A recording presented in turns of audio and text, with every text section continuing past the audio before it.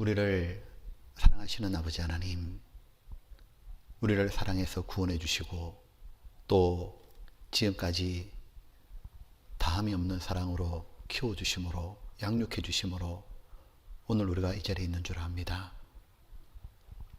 하나님, 잠시 뒤에는 이 땅에 오셔서 우리를 데리고 하나님께서 약속하신 그 모든 것을 천국에서 주실 것을 믿고 감사합니다. 우리가 무엇이라고 그 큰 은혜를 주시고 사랑으로 우리를 이끄시는지요. 오늘 또 저희들에게 이렇게 하나님의 말씀을 풍성히 먹을 수 있는 이 시간을 주심을 감사합니다. 하나님, 저희들이 하나님의 사랑을 더 알고 하나님이 어떤 분인지를 더욱 알아서 하나님께 영광을 돌리고 하나님만 사랑하도록 도와주시옵소서. 오늘 우리의 생각, 마음 모두 하나님의 두 손에 부탁을 드립니다. 우리들을 진리 가운데로 이끌어 주시고 하나님의 사랑을 알게 해주시고 더 하나님을 사랑하도록 도와주시옵소서. 예수님 이름으로 기도드렸습니다. 아멘. 성경을 찾겠습니다. 성경 호세아 11장입니다. 구약 성경 1265쪽입니다. 호세아 11장입니다. 호세아 11장 8절로 9절입니다.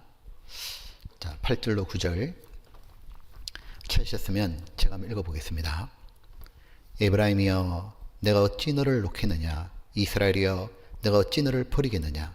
내가 어찌 너를 아드마같이 놓겠느냐? 어찌 너를 스보임같이 두겠느냐?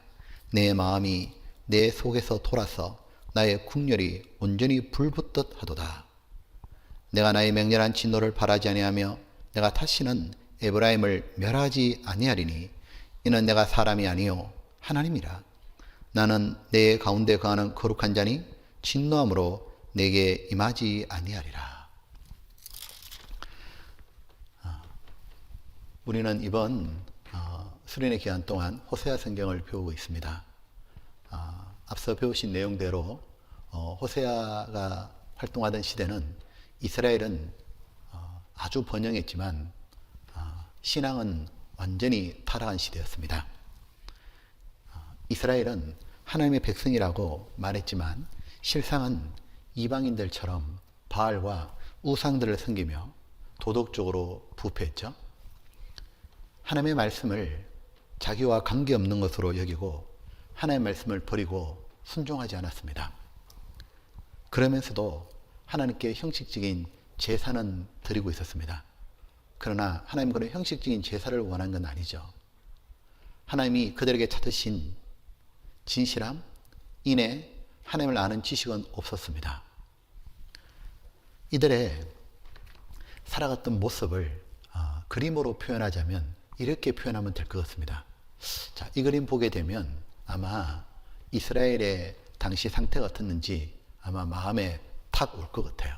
바로 이 그림입니다. 마음에 탁 오죠. 보면 부부인데 아내가 다른 남자와 손잡고 있죠. 즉 껍데기는 부부죠.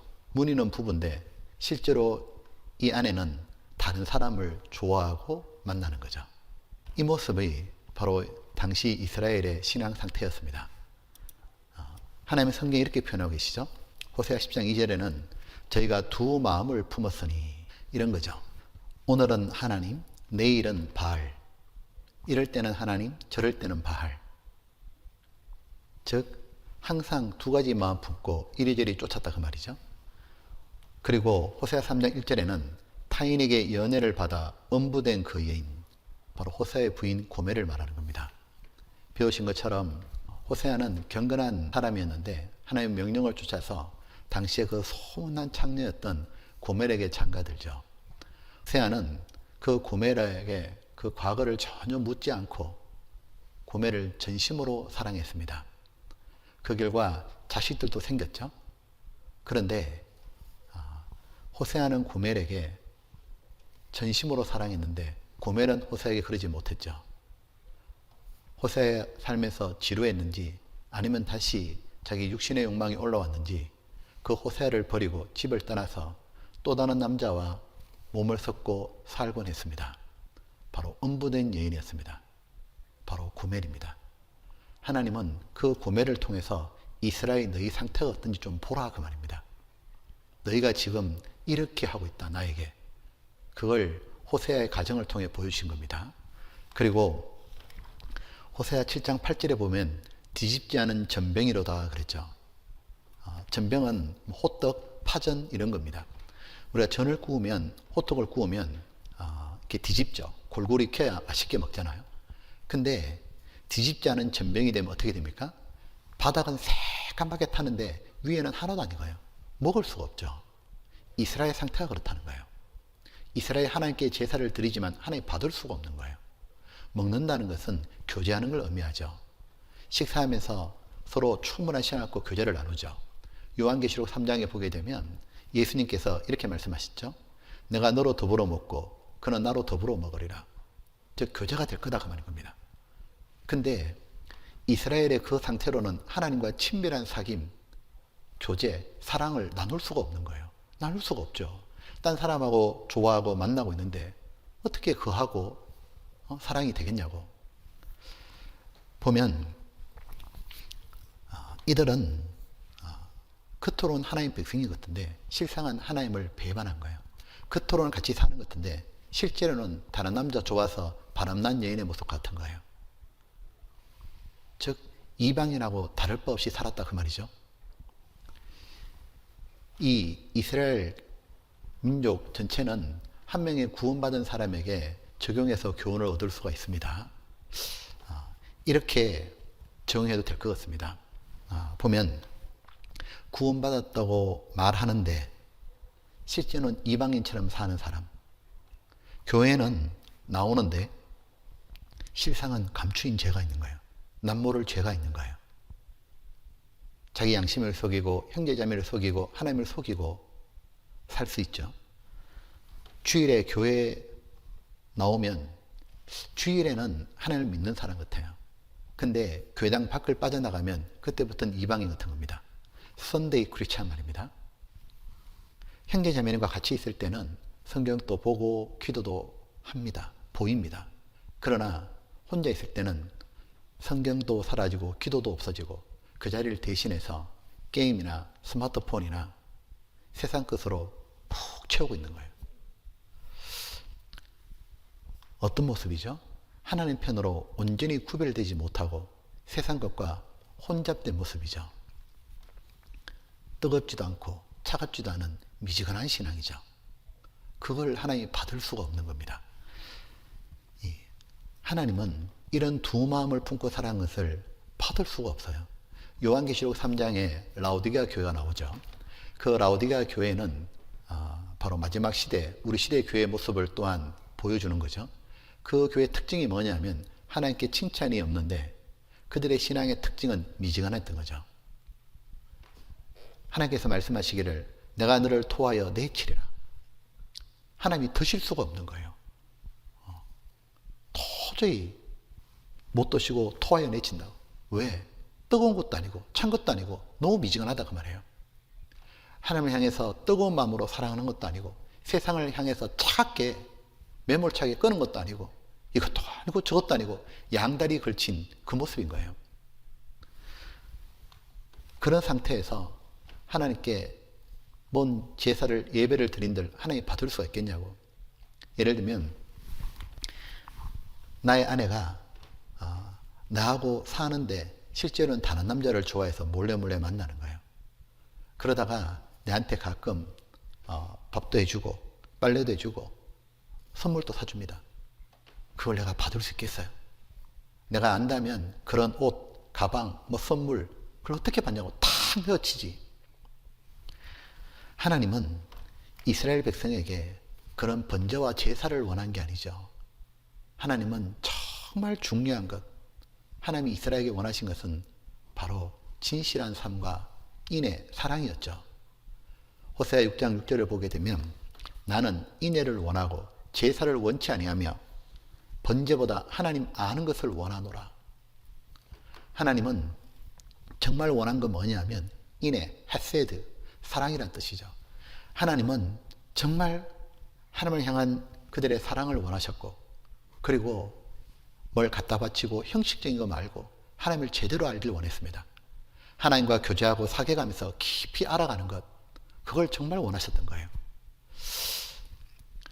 우리가 성경을 보게 되면 하나님의 뜻은 거룩이라 나오고, 하나님 이렇게 말씀하시는 구절이 있죠. 내가 거룩하니 너희도 거룩하라. 그게 레위기의 큰 가르침이잖아요. 내가 거룩하니 너희도 거룩하라. 자, 거룩이 무엇입니까?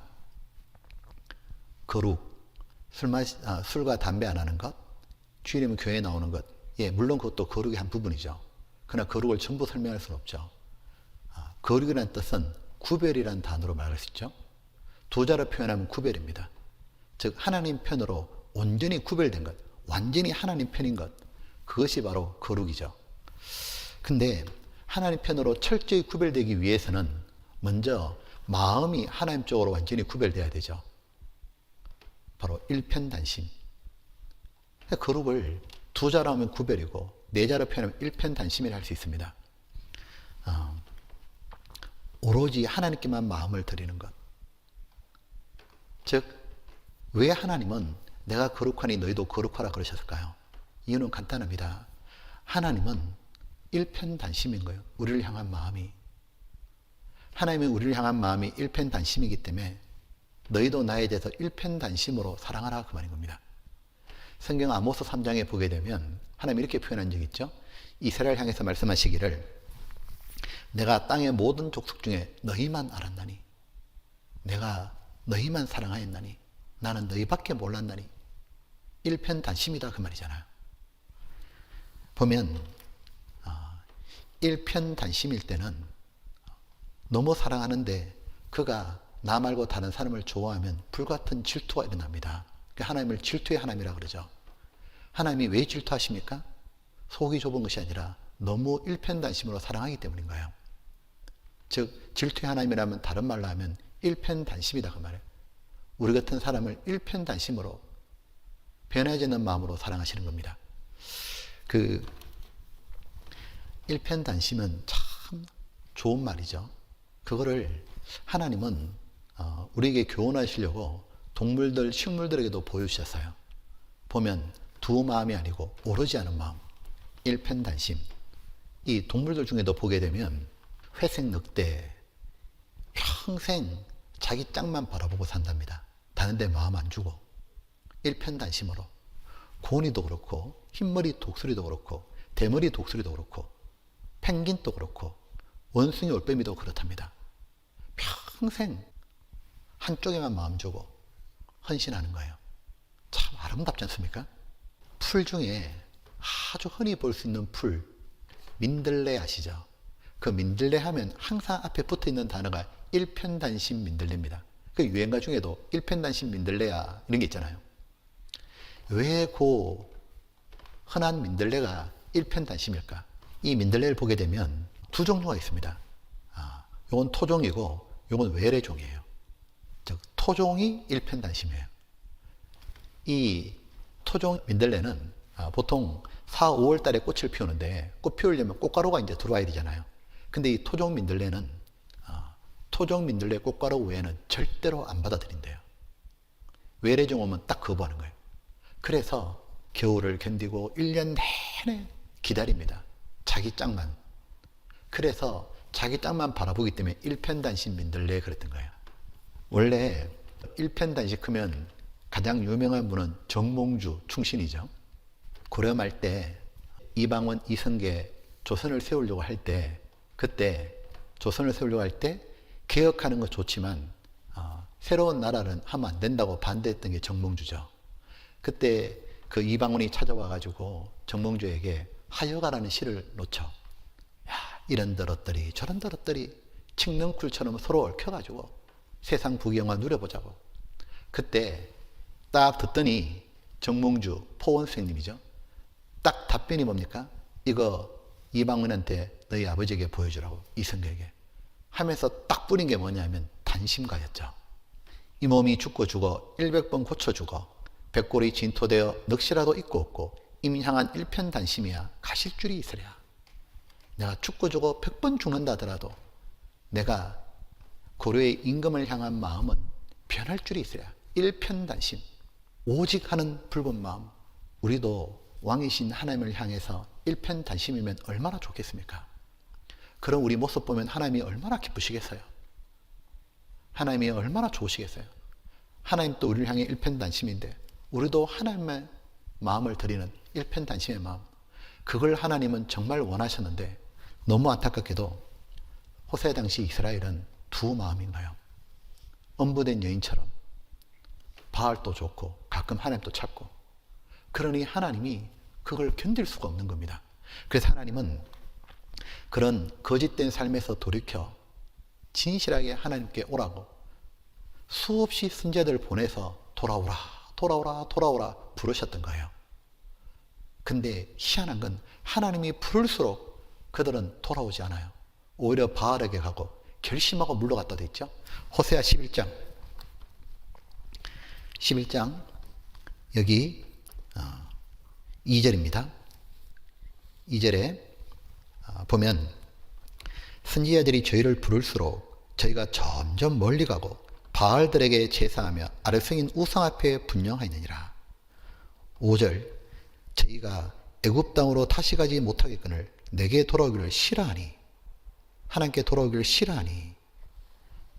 7절 내 백성이 결심하고 내게서 물러가니 비록 죄를 불러 위에 계신 자에게로 돌아오라 할지라도 일어나는 자가 하나도 없도다. 하나도 없도다.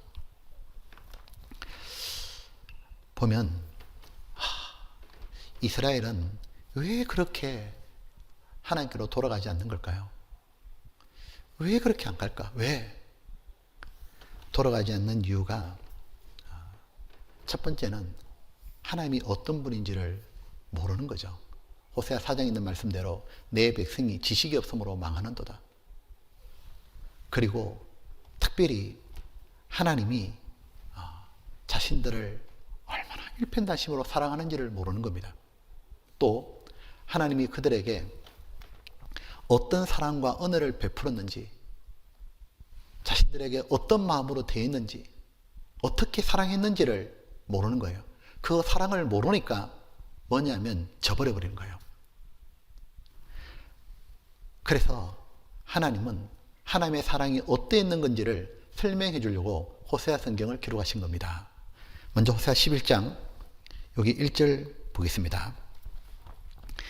이스라엘에 어렸을 때에 내가 사랑하여 내 아들을 애굽에서 불러내었거늘.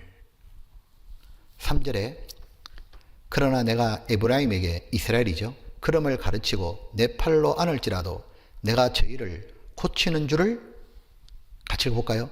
저희가 알지 못하였도다. 보면 하나님은 지금 이스라엘 애굽에서 불러내어 지금 가나안 땅에 넣으셨는데 그걸 이스라엘이 모른다고 말이죠. 이스라엘은 지금 가나안 땅에서 번영을 누리고 있잖아요. 그런데 원래 이스라엘은 이런 번영을 누릴 민족이 아닙니다. 왜냐하면 약 800년 전만 해도 이스라엘은 뭐하고 있었냐면 노예였잖아요. 호세아가 기록하기 800년 전을 말합니다. 보면 이스라엘은 과거에 애굽에서 노예로 살던 민족이었죠. 나라도 없고 주권도 없고 땅덩어리도 없고 자유도 없고 비참하게 노예로 살다 죽는 거예요. 하나님께서 그 애굽에게 10가지 재앙을 내리고 유월절 어린 양의 피로 건져내고 홍해 바다를 가르지 않으셨다면 오늘날 이스라엘은 없습니다. 다 죽었습니다. 홍해 바다 갈라서 뒤쫓아오는 바로를 파도에 휩쓸려 죽여버리셨죠. 그리고 이스라엘 안전하게 광야를 지나서 가나안 땅에 심으셨습니다. 그리고 가나안에 있는 7족속을 쫓아내 주시고 그 땅에 살게 해주신 거죠. 원래 가나안 땅은 이스라엘 자기 땅이 아니잖아요. 가나안 7족속의 땅인데 하나님이 빼들어 주신 거죠. 즉 지금 자신들이 누리고 있는 이 모든 번영은 하나님 덕분이죠. 하나님이 그들을 사랑해서 베풀어 주신 은혜였습니다. 만약 하나님이 자기들을 애굽에서 불러내지 않았다면 어떻게 됐을까요? 지금도 계속 노예예요. 아니 어쩌면 민족 자체가 사라졌을지도 모릅니다. 왜냐하면 애굽의 바로 왕은 이스라엘 민족 숫자가 불어나는 것을 두려워해서 아들이 태어나면 다 죽였잖아요. 하나님 덕분에 민족이 존재하고 나라가 생겼고 그 덕분에 지금 가나안 땅을 차지하고 번영하고 있는 겁니다. 근데 얼마나 잘못됐냐면 지금의 자신들이 누리는 번영이 하나님 덕분이 아니고 자기들이 무슨 뛰어나서 된 거냐, 교만해서 하나님을 무시하고 멸시하는 겁니다. 하나님의 은혜를 전혀 모르는 거예요. 예전에 사회적으로 큰 충격을 줬던 살인사건이 있었죠. 그 사건은 한 청년이 자기 부모님을 칼로 찔러서 죽였던 사건이에요. 이 아들이 행실이 안 좋았는데 고등학교 다닐 때도 엉망이고 삭수가 안 보여. 그래서 이 부모님이 아들을 미국으로 유학을 보냅니다. 가서 좀 공부도 하고 하라고. 근데 미국 갔다고 뭐 버릇이 달라지나요? 가서 맨날 술 먹고 도박하고 놀다가 이제 그런 얘기가 이제 부모님이 들리죠. 한국에 들어오라고. 들어와서 부모님은 당연히 야단하잖아요. 왜 그러냐 도대체. 근데 이놈이 뭐라 했냐면 그런 잔소리는 듣기 싫고 자기 빨리 다시 미국에 가서 놀고 싶은데 돈이 없잖아요. 그냥 부모님 돈 달라고. 자기 미국 가서 그냥 즐기고 지내려면 돈이 필요하니까. 부모님이 당연히 안 주죠. 이놈이 어떻게 했냐면 부모님이 자고 있는데 가가지고 아버지를 30군데 이상, 어머니를 28군데인가 칼로 쪼아서 찔러서 살해해버린 거예요. 왜? 그래야 유산 받으니까. 야, 그리고 뻔뻔스럽게 안 죽인 것처럼 세상에 짐승 같은 짓을 했죠. 그걸 폐륜 범죄라 그러잖아요. 야, 도대체 왜 그랬을까? 왜? 이 보면 마음이 교만해진 거죠. 자기가 지금 존재하고 있는 게 이 부모님의 낳고 키워주신 그 수고와 헌신 때문에 자기가 존재했다는 걸 잊어버리죠. 그리고 자기 욕망은 크고 이 탐욕을 위해서 저 부모님이 더 이상 부모로 안 보이죠. 빨리 죽어야 될 노인으로 보이는 거예요. 그래서 자기가 정리해버린 거죠. 근데 아마 이놈은 그 부모님에게 그날 아침에도 엄마, 아빠 이렇게 불렀지만 두 마음 딱 품고 있죠. 야, 말로는 엄마, 아빠라고 말하지만 부모님 은혜를 전혀 모르죠. 지 혼자 큰 양. 전혀 부모님을 고마워하지 않고 존중하는 게 없잖아요. 그러니까 거추장스러운 존재를 느끼니까 정리해버린 거예요. 보면 이런 폐륜 범죄는 살인죄 중에 제일 큰 죄죠. 이런 죄를 하나님께 짓고 있는 게 누구냐면 바로 이스라엘이었던 겁니다. 이런 폐역한 죄를 짓고 있는 이스라엘을 하나님은 어떻게 하셔야 돼요? 하나님은 그 청년의 부모처럼 늙은 노인이 아니죠. 권능을 가지고 계시죠. 하나님이 하시고자 하면 한 번에 이스라엘 지구상에서 완전히 지워버릴 수도 있잖아요. 하나님이 불같이 진노하셔서 싹 다 끝내버릴 수 있는데 하나님은 그렇게 하시지 않았습니다.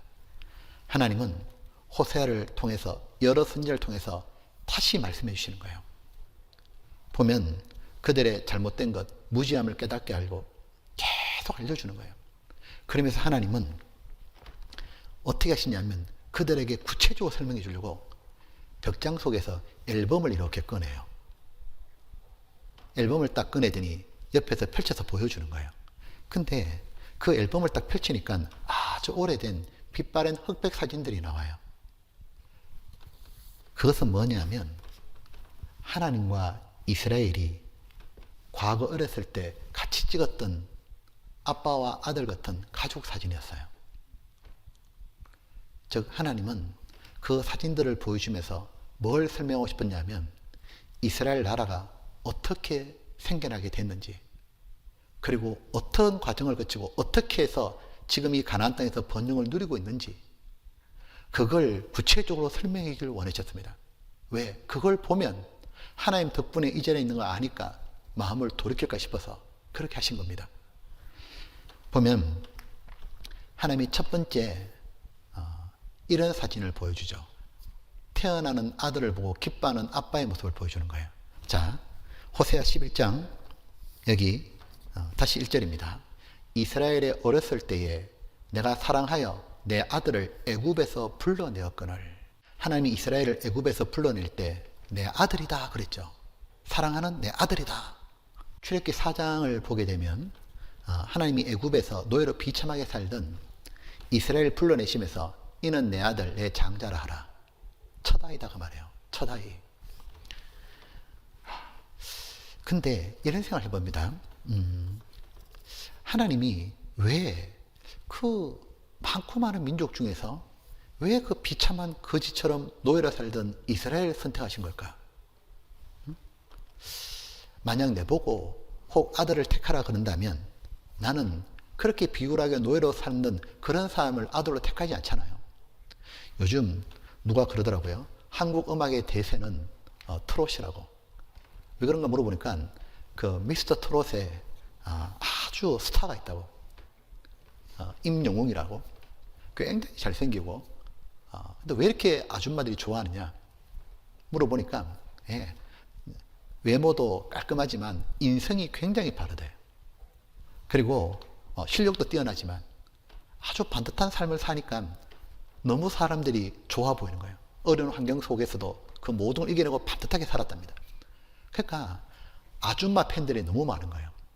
그래서 이제 그 사람을 광고로 쓰면 아줌마들이 무조건 산다 그러잖아요. 그러면서 아줌마들이 하는 말이 뭐냐?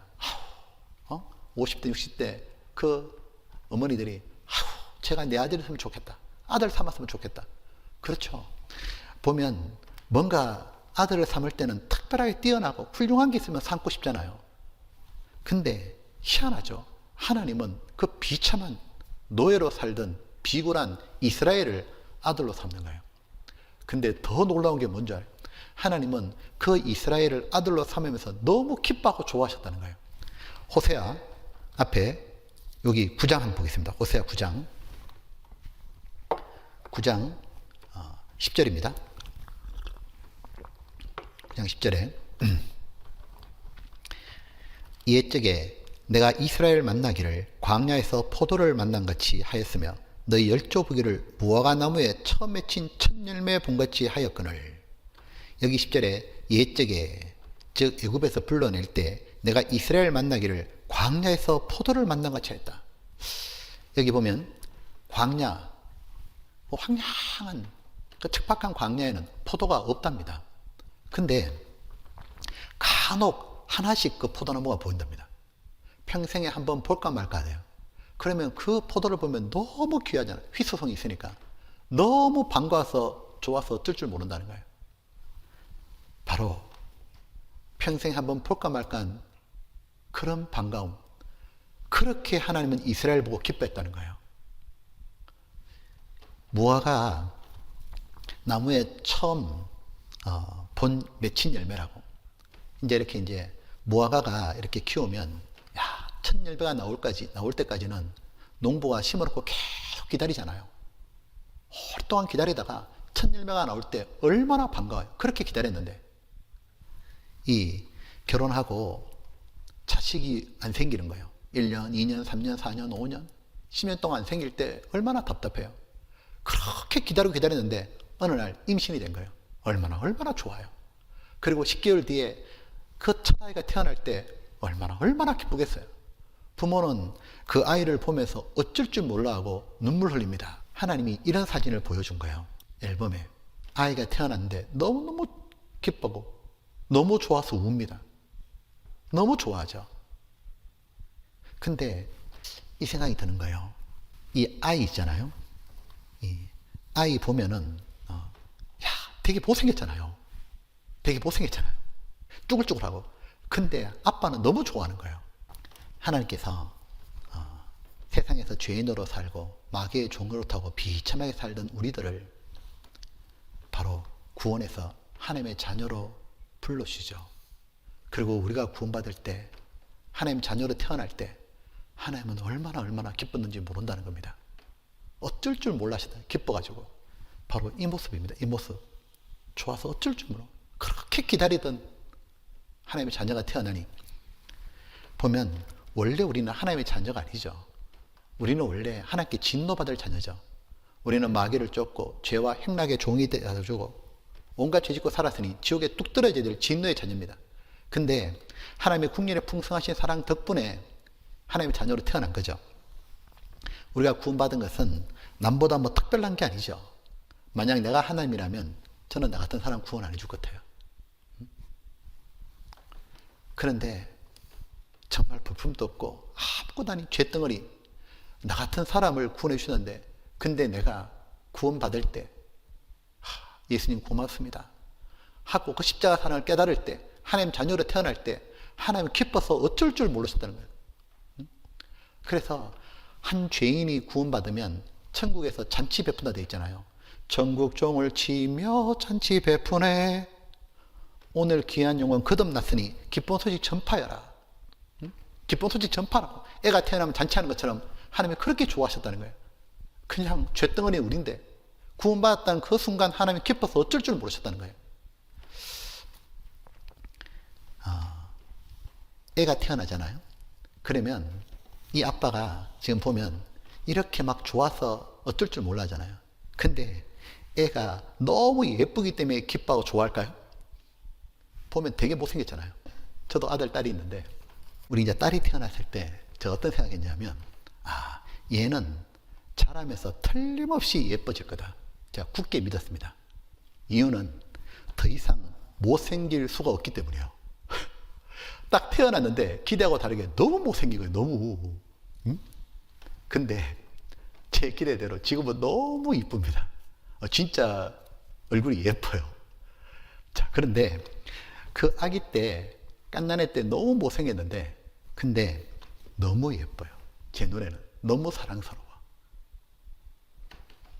딸이어서 제가 어떻게 했냐면, 그 딸아이는 제 배 위에서 누워서 재웠습니다. 하도 예뻐가지고. 보면 하나님은 지금 이스라엘에게 뭐부터 설명하냐면, 내가 너를 얼마나 이뻐하고 얼마나 반가워하고 얼마나 기뻐한 줄 아느냐. 내가 너를 애굽에서 불러내었을 때, 즉 너희가 처음 나라가 시작될 때 내가 너희를 태어나게 한 거다. 너와 나는 어떤 관계냐면 뗄래야 뗄 수 없는 바로 아버지와 자식의 관계라고. 엄마와 딸의 관계처럼.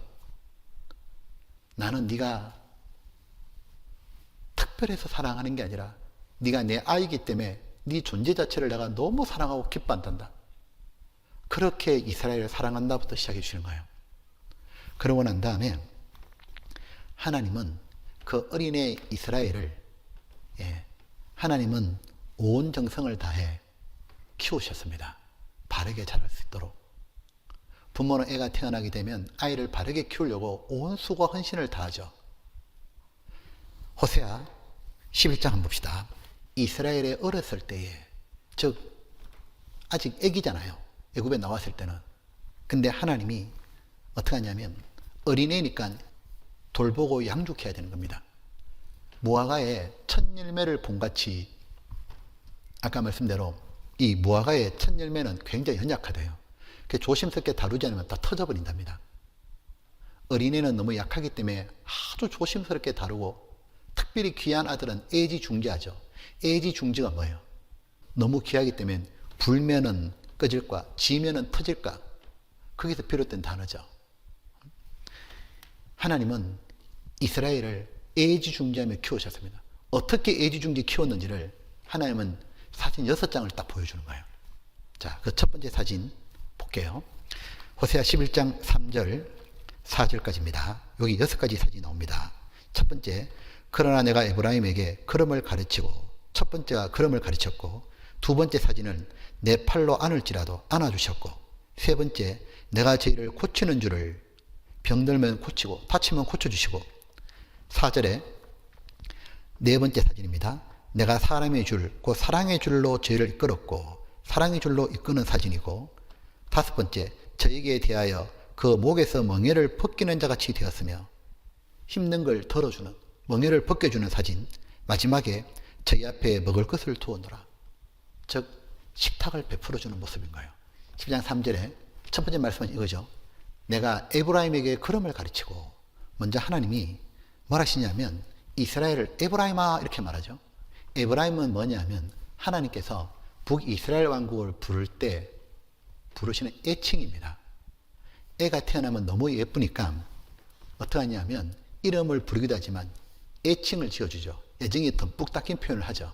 이를테면 딸에게는 너무 이쁘니까 공주라고도 하고, 어떤 사람은 이쁜 딸, 우리 딸, 딸냄, 어떤 사람은 이 폰에 딱 뜨는데 꿀꿀이 이래 뜨는데 그게 딸이라는 거예요.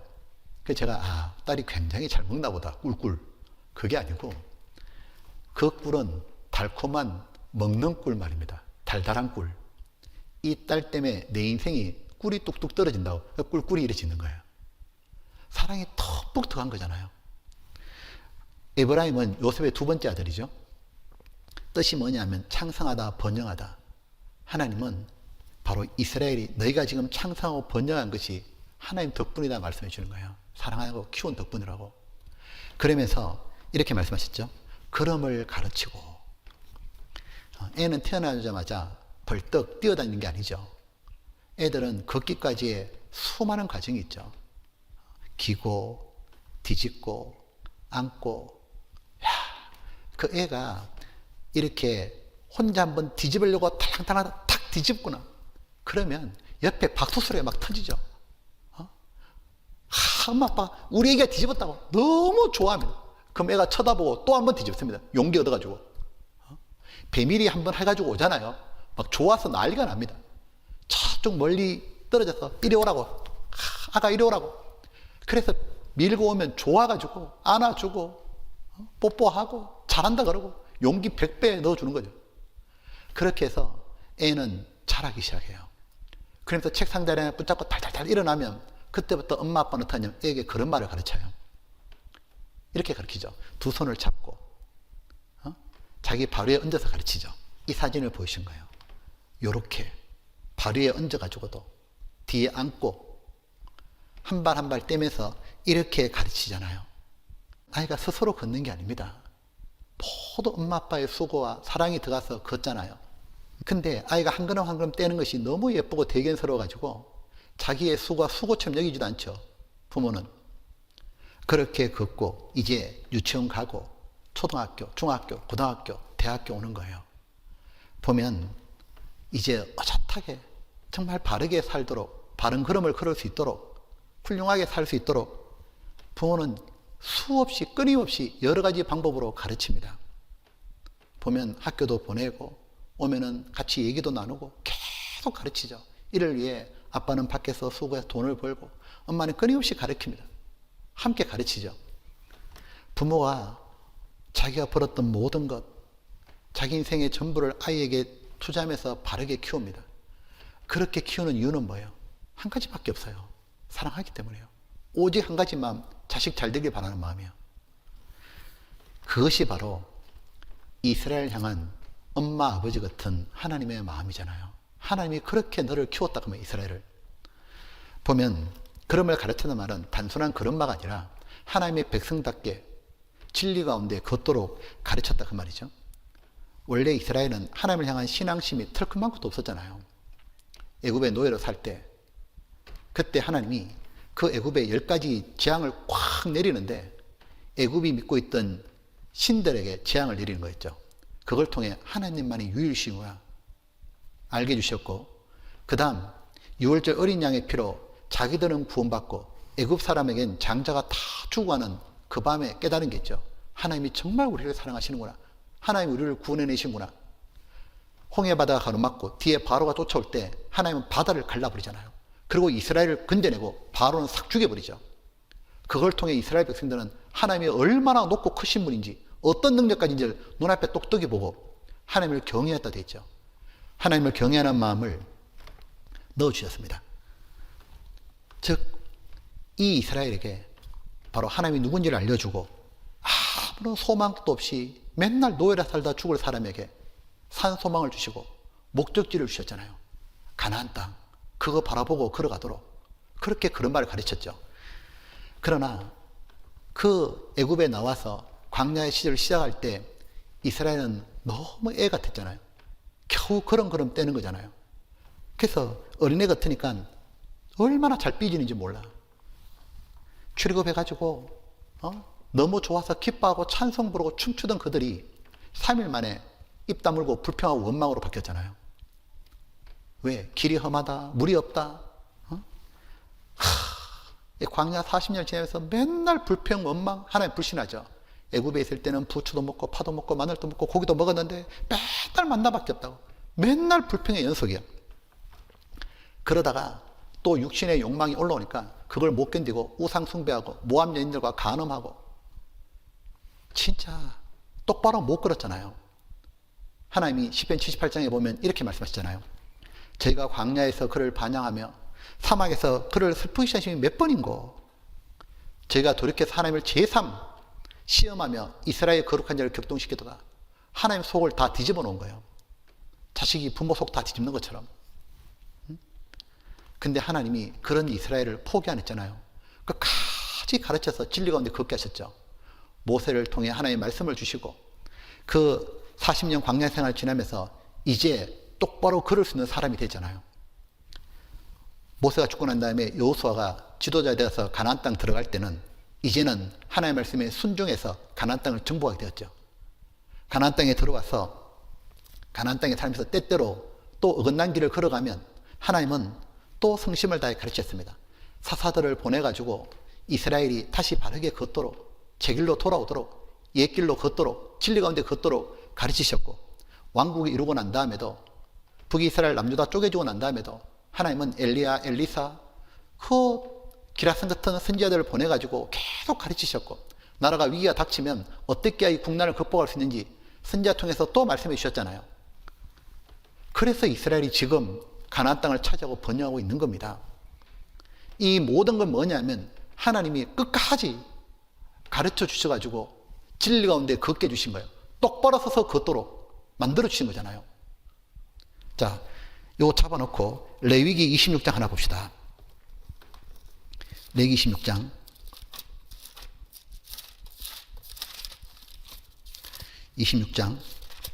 자신들 힘으로 그렇게 된 게 아니죠. 레위기 16장에 보게 되면 26장 여기 13절입니다. 나는 너희를 애굽 땅에서 인도하여 내어 그 종된 곳을 명쾌한 너희 하나님 여호와라. 내가 너희 명에 빗장mol을 깨뜨리고 너희로 바로 서서 걷게 하였느니라. 바로 서서 걷게 하였느니라. 이 보면 구원받은 우리도 마찬가지요. 보면 구원받았지만 여전히 내 마음대로 살고 싶어서 내 고집대로 그렇게 사는 나를 하나님의 마음을 다해 가르친 겁니다. 생각해 보니까 하나님께서는 어릴 때 보면 교회 학교 통해서 선생님을 보내주셔서 말씀으로 가르치셨고, 수요일날, 주일날, 학예, 동계 수련회, 이런 대학부 수련회 이런 거 통해서 말씀을 계속 듣게 해서 가르치셨습니다. 그래서 성경이 하나님 말씀이 맞구나, 성경대로 모든 게 되는구나, 성경이 사실이구나 믿게 해주셨잖아요. 그리고 예수님은 정말 나를 위해 죽으신 분이고 내 죄를 영원히 사해 주신 분이고 나를 죽기까지 사랑하는 분이구나 믿게 해주셨잖아요. 그리고 천국의 소망을 주셨습니다. 그 이 세상에 살 때 믿음, 소망, 사랑 가지고 살게 해주셨잖아요. 보면 내가 믿음, 소망을 가지고 이 진리 가운데로 하나님 말씀에 순종하며 살게 되는 이 모든 것은 뭐냐면 하나님이 끊임없이 오래 참고 가르치신 결과입니다. 하나님은 나를 한 번도 포기한 적이 없잖아요. 이 보면 누가복음 13장에 이 주님께서 안식일 날 한 여인을 고쳐주는데 이 여자가 귀신이 들려가지고 허리가 꼬부라져 보는 거예요. 18년 동안 허리를 못 피는 거예요. 귀신의 지배를 받죠. 허리를 못 피니까 맨날 땅만 쳐다보고 살잖아요. 비굴한 인생이잖아요. 정말 불쌍한 인생이잖아요. 근데 예수님이 딱 오셔가지고 그 여자의 허리를 단번에 펴줍니다. 허리가 쫙 펴지니까 이 여자가 처음으로 고개를 위로 들잖아요. 하늘이 보이고 멀리 보이잖아요. 그리고 당당한 인생이 되지 않습니까? 이 보면 무엇이냐면 우리들은 마귀에게 붙잡혀가지고 허리가 팍 구부러진 거예요. 그 땅만 쳐다보고 사는 거예요. 이 생을 못 벗어났습니다. 근데 주님이 오셔가지고 우리 영혼을 고쳐주시는 거예요. 구원해주고 양육해줘가지고 허리를 쫙 펴주는 겁니다. 허리가 펴지고 나니까 이제는 위가 보이잖아요. 위를 쳐다보는 인생, 하늘을 바라보고 하나님을 바라보고 천국을 소망하고 멀리 보는 인생이 되잖아요. 죽음 뒤까지 보죠. 죽음 뒤에 천국주가 있다는 것도 알고 세상이 앞으로 어떻게 될지도 멀리 다 보고 있습니다. 앞으로 휴거 있고 천년환란 있고 천년왕국 있고 영원한 새하늘과 새 땅 오고 그 모든 걸 보는 인생이 되었잖아요. 독수리가 높이 올라가게 되면 이 세상은 낮게 보이잖아요. 우리에게 독수리 같은 눈을 주시는 겁니다. 우리로 위로 보게 하셔가지고 올라가면 올라갈수록 세상은 작아 보이잖아요. 이 이상은 아주 헛된 거구나. 잠시 있다 사라질 거구나. 세상을 초월해서 하늘을 향해 살아갈 수 있도록 높은 곳을 다니는 사슴처럼 그렇게 멋진 삶을 살게 만들어주셨잖아요. 그리고 허리가 펴지면 딱 곧아지잖아요. 고든 길로 걷잖아요. 그러니까 진리 가운데 걷는 겁니다. 허리가 딱 펴지게 되면 당당해집니다.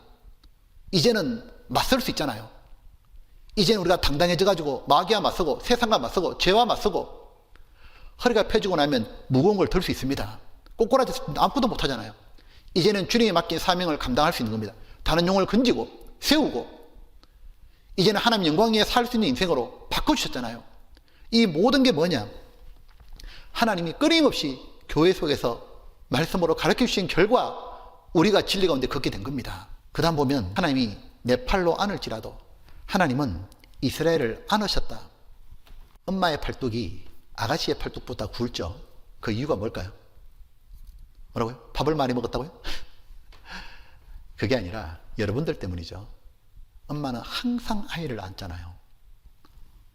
아장아장 걷는 그 아이가 혼자 내버려두면 다치잖아요. 크게 되면 큰일 나잖아요.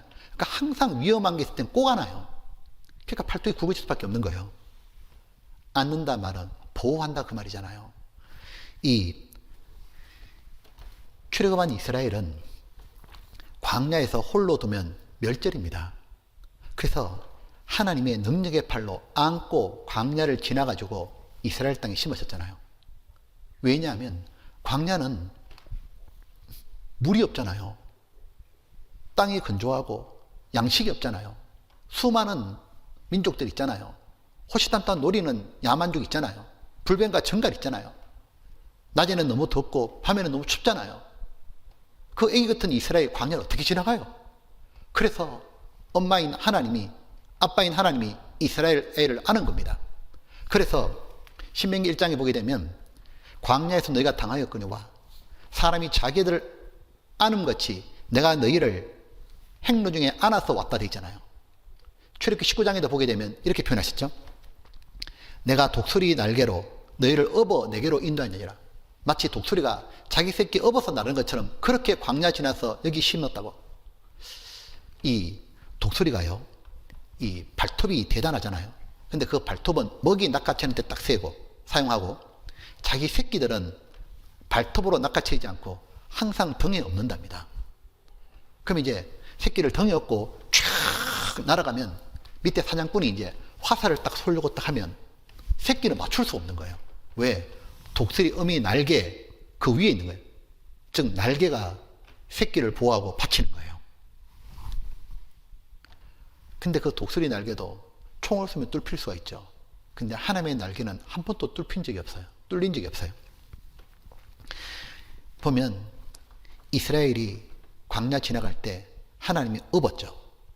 그래서 수많은 그 민족들이 싸움을 걸어왔지만 하나님 모두 보호하시고 이스라엘 기어코 뭐냐면 가나안 땅에 넣어주셨잖아요.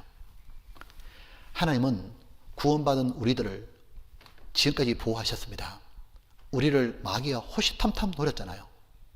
근데 마귀가 소화되는 그 불화살을 하나님은 다 막아주시는 겁니다. 특별히 베드로 보게 되면 주님을 3번 부인했잖아요. 그때 마귀가 불화살 막 날리잖아요.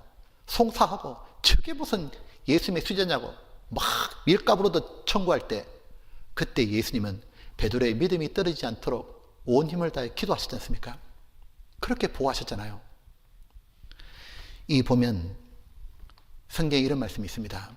에베소 5장에 보면 에베소서 5장 이런 말씀이 있습니다. 누군지 언제든지 제 육체를 미워하지 않고 오직 양육하여 보호하기를 그리스도께서 교회를 보양한 같이 하나니, 즉 양육한다, 보호한다, 그런 말만 한 게 아니라 보호하셨잖아요. 그래서 우리가 지금 이 자리에 있는 겁니다. 이 보면 또 세 번째가 뭐냐면 내가 저희를 고치는 줄 제가 알지 못하였도다. 즉 병치레할 때 고치고 다칠 때 고치셨다 그 말이에요. 이 부모가 돼 보면 이제 아이가 아프잖아요. 특별히 첫 아이가 태어났는데 아프면 그 어쩔 줄 모른다고. 근데 아이가 밤에 열이 나는데 이거 어떻게 될지 모르니까 급히 밤에 응급실에 데려갑니다. 병원에 가가지고 하는데 의사 선생님이 이 아이의 링거를 맞아야 된다고. 세상에 그 조그만 아이가 이제 돌쯤 지났는데 링거를 맞는 거예요. 야, 근데 그 아이가 링거가 맞는데 옆에 있는 저도 너무 마음이 아픈 거예요. 그래서 어떻게 하냐면 뜬 눈으로 밤을 같이 새요. 그래 놓고 바로 회사로 이제 출근하죠. 근데 그 아이들은 한 번만 그렇게 아픈 게 아니죠. 계속 병치레합니다. 약하기 때문에. 뭐 감기는 달고 살기도 하고 이래저래 다치기도 하고 계속 병치레하는데 그때마다 부모의 끊임없는 돌봄이 있는 거죠.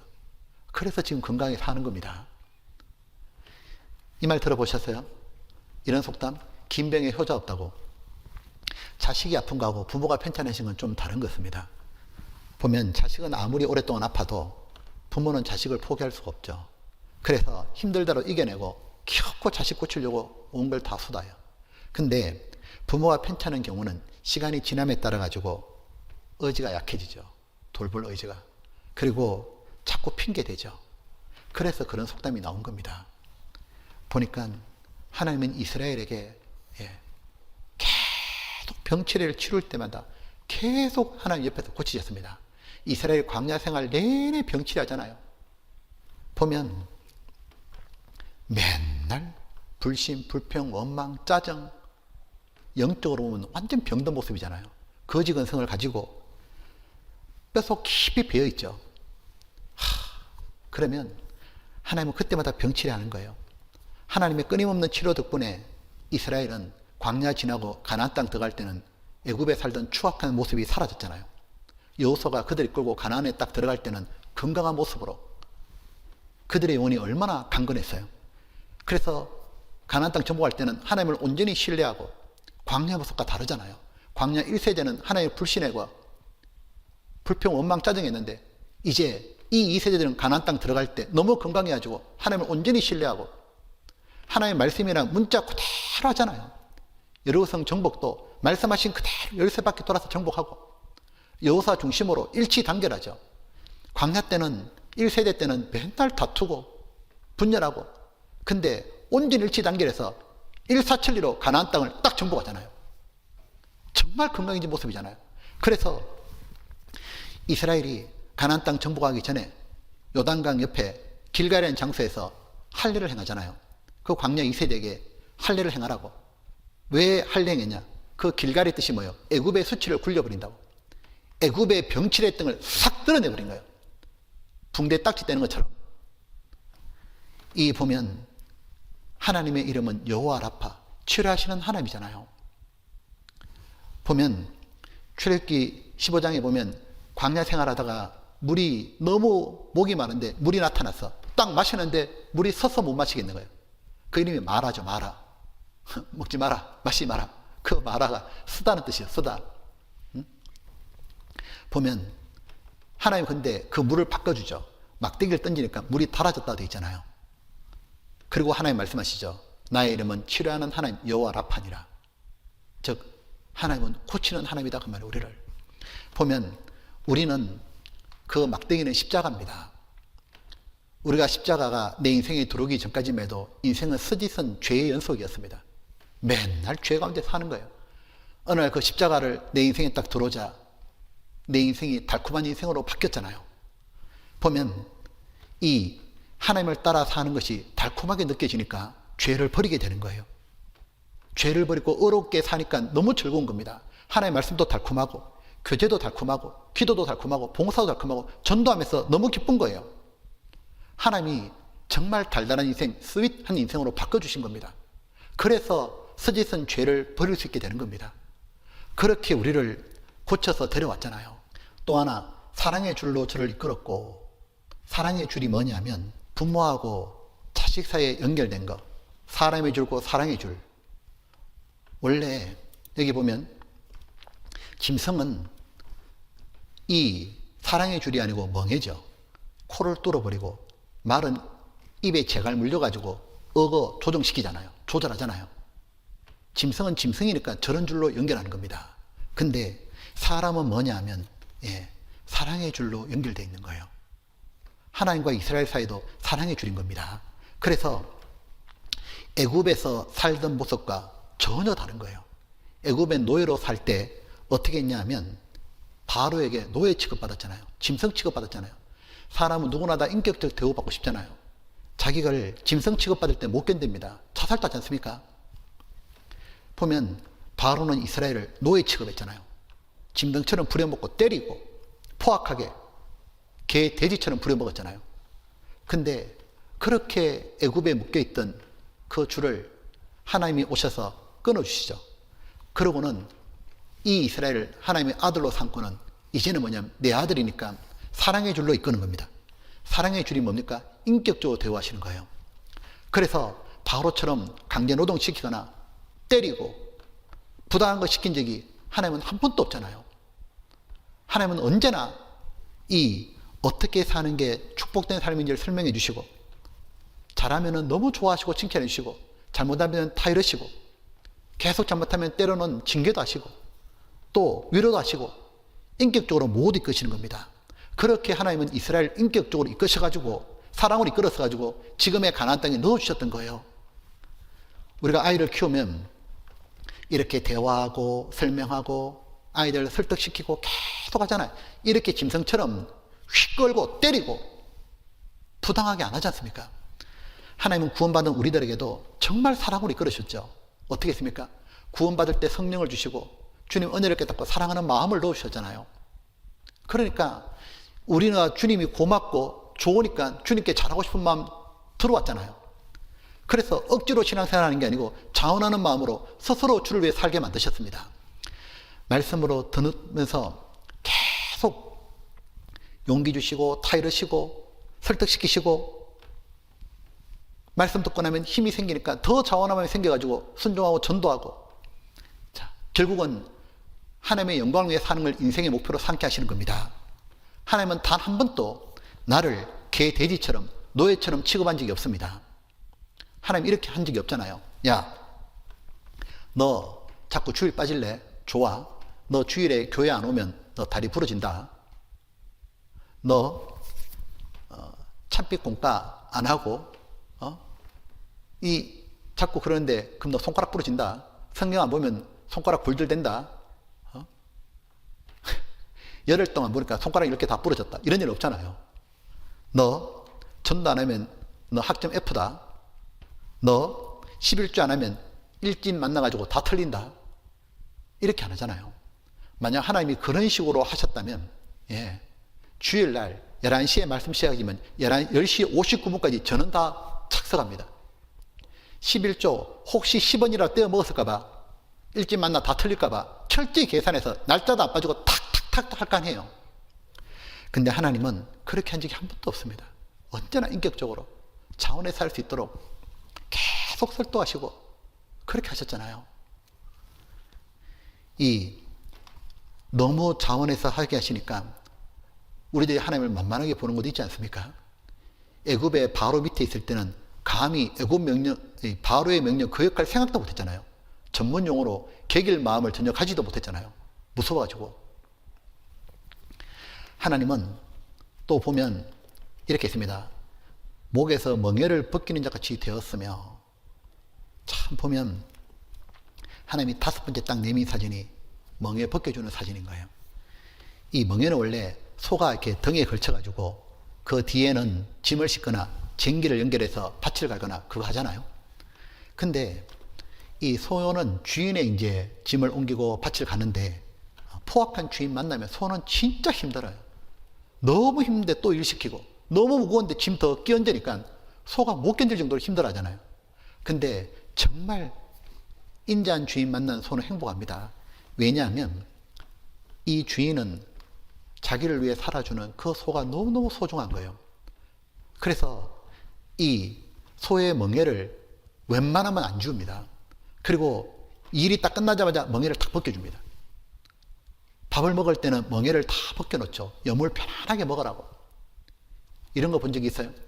소가 이제 밭에 일을 하다가 잠깐 쉬어야 되잖아요. 힘드니까. 어떻게 쉬는 줄 알아요? 주인이 소 옆에 있으면서 소의 멍에를 이렇게 덜어줘. 소의 멍에를 덜어주니까 그 소가 주인을 이렇게 바라보는 거예요. 소가 힘들까봐 이렇게 멍에를 같이 덜어주는 거예요. 보면 애굽에 살 때 이스라엘은 어땠냐면 바로는 멍에에 멍에를 지었죠. 이스라엘 백성의 인구가 계속 늘어나자 혹시 안 되겠다 싶으니까 혹독하게 다뤘죠. 그들에게 무거운 짐을 지어 괴롭게 해라. 더 많은 성을 짓게 해라.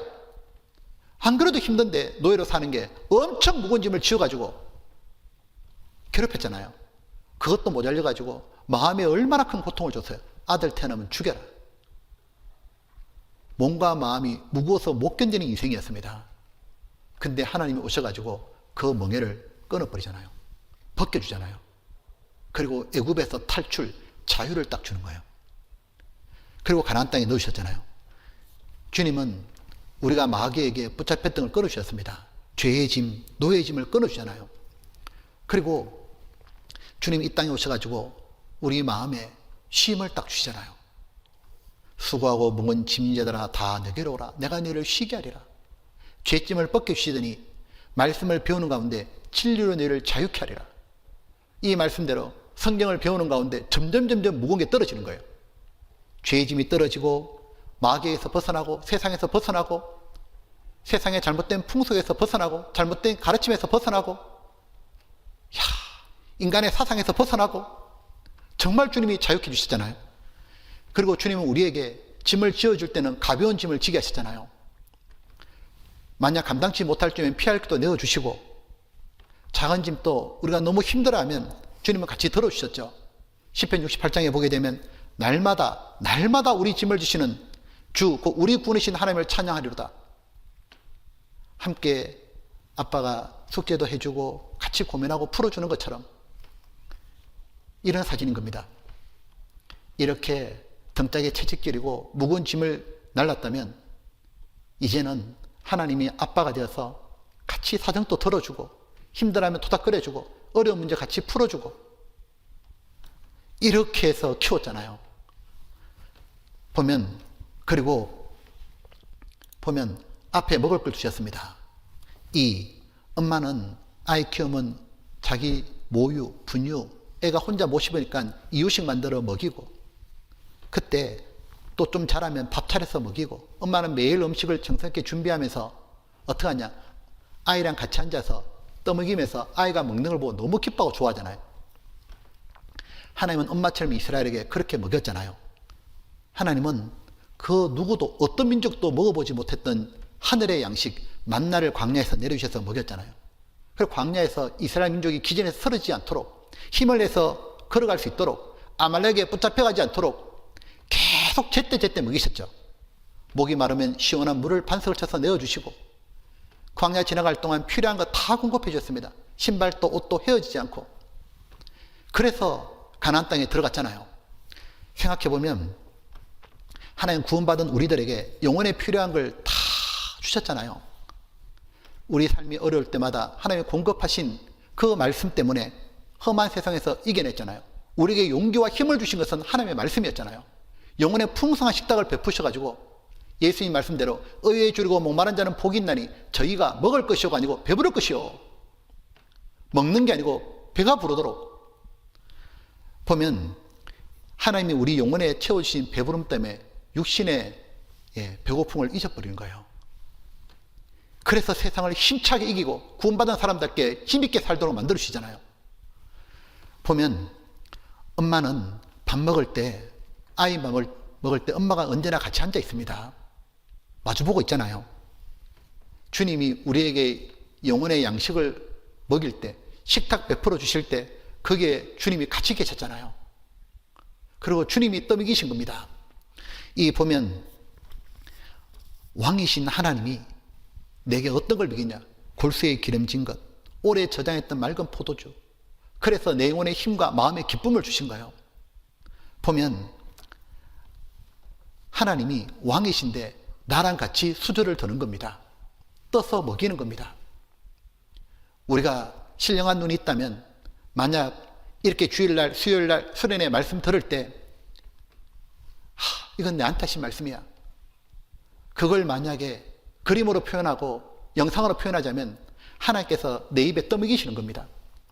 하나님이 그렇게 나를 떠먹이셔가지고 무엇이냐면 영혼이 힘을 얻어서 이 자리에 지금 앉아 있는 겁니다. 보니까 돌아보고 생각해보면 어느 것 하나 하나님의 은혜가 아닌 게 없어요.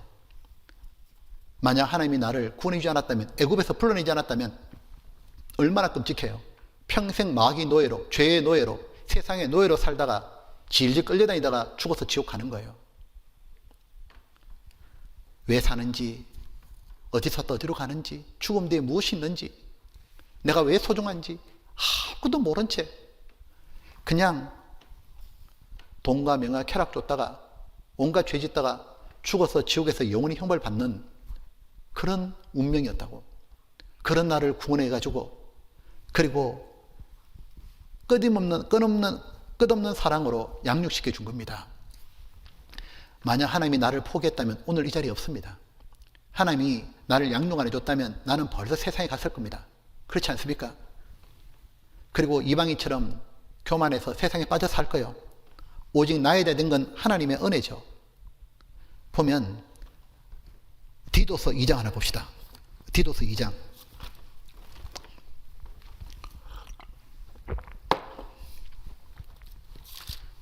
디도서 2장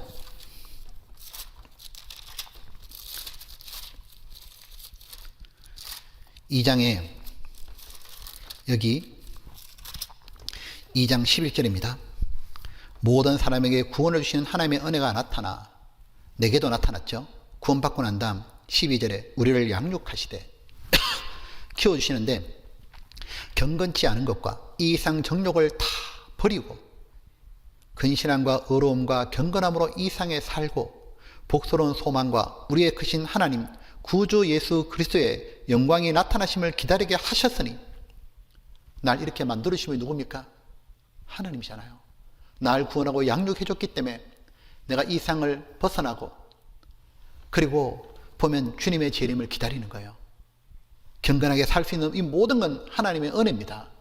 14절 그가 우리를 대신하여 자신을 주시면 모든 불법에서 우리를 구속하시고 우리를 깨끗하게 하사 선한 일에 열심히 하는 친백성이 되게 하심이라. 그리고 우리가 다른 사람 구원하고 싶고 다른 영혼을 전도하는 데 수고하고 힘쓰게 된 이 모든 게 뭡니까? 내가 지금 사람답게 사는 이 모든 것은 바로 하나님의 헌신이었던 거예요. 십자가에 죽으시고 뿐만 아니라 나를 아들의 형상으로 본받게 하려고 또다시 해산하는 수고처럼 주님은 계속 수고하고 헌신해서 오늘 우리가 이 자리에 있는 겁니다. 이스라엘이 조상이 야곱이잖아요. 야곱이 자기가 나이 많아 죽기 전에 아들 요셉을 불러가지고 요셉의 아들에게 축복하기 전에 그가 하나님에 대해서 했던 말 기억하십니까? 창세기 48장을 보게 되면 하나님을 야곱은 뭐라고 말하냐면 나를 나무로부터 지금까지 기르신 하나님, 내 태어나게 하시고 지금까지 나를 키워주신 하나님, 바로 야곱은 하나님을 아버지 엄마로 나를 그렇게 끔찍이 사랑한 분으로 제대로 알고 있는 거예요. 하나님은 이 야곱을 하나님의 자녀로 태어나게 했잖아요. 장자의 명분을 얻도록. 야곱은 간사한 자, 꾀가 많은 자, 얍삽한 자인데 이스라엘이 될 수 있도록 끊임없이 훈련하고 가르치셔서 이제 아브라함의 하나님, 이삭의 하나님, 야곱의 하나님 그렇게 해주셨잖아요. 이 보면 바로 하나님은 바로 어머니 마음하고 똑같은 겁니다. 이 보면 여기에 이 우리가 노래 부르잖아요.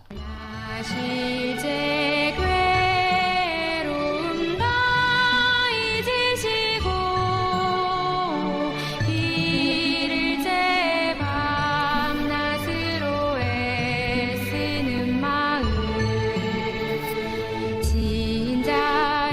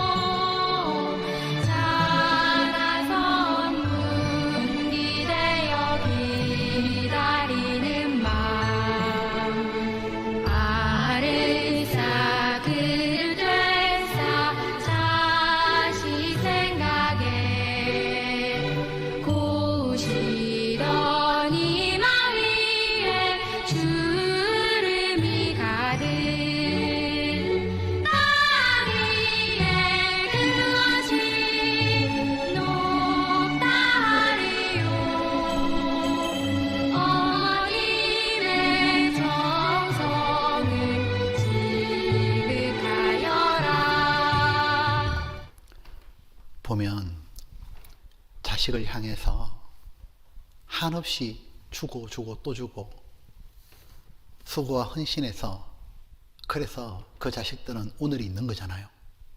그 어머니의 마음, 그 어머니에게 그 자식을 향한 사랑하는 마음 주신 분이 누굽니까? 그분이 바로 하나님입니다. 보면 우리가 지금 이 자리에 있는 것도 모두 하나님의 구원하시고 양육해 주신 그 수고 덕분에 있는 거잖아요.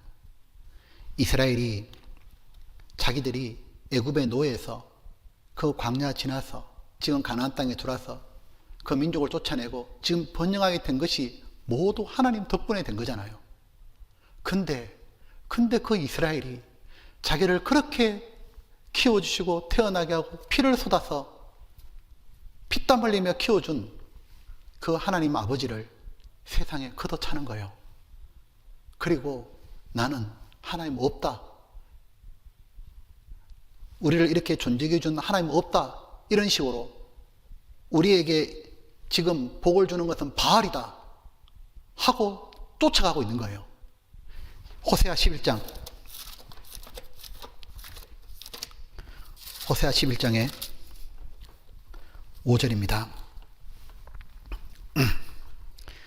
5절에 저희가 애굽 땅으로 다시 가지 못하겠거늘 내게 돌아오기를 싫어하니 아수르 사람이 그 임금이 될 것이라.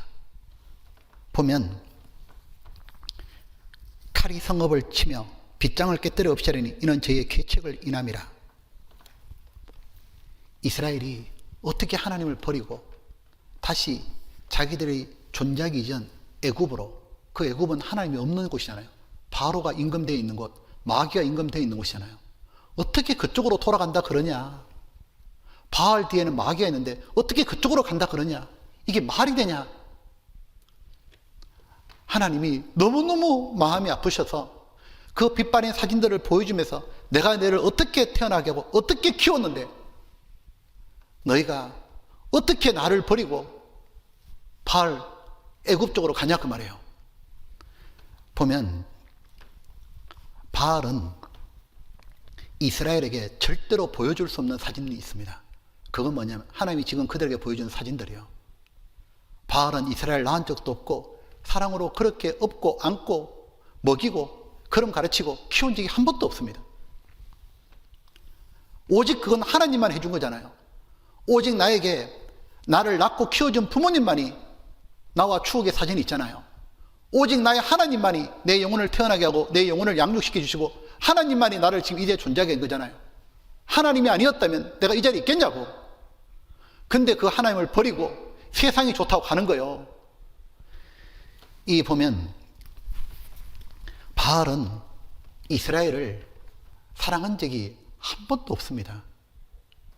그래서 바알이 이스라엘에게 해준 것이 아무것도 없다는 거 아시죠?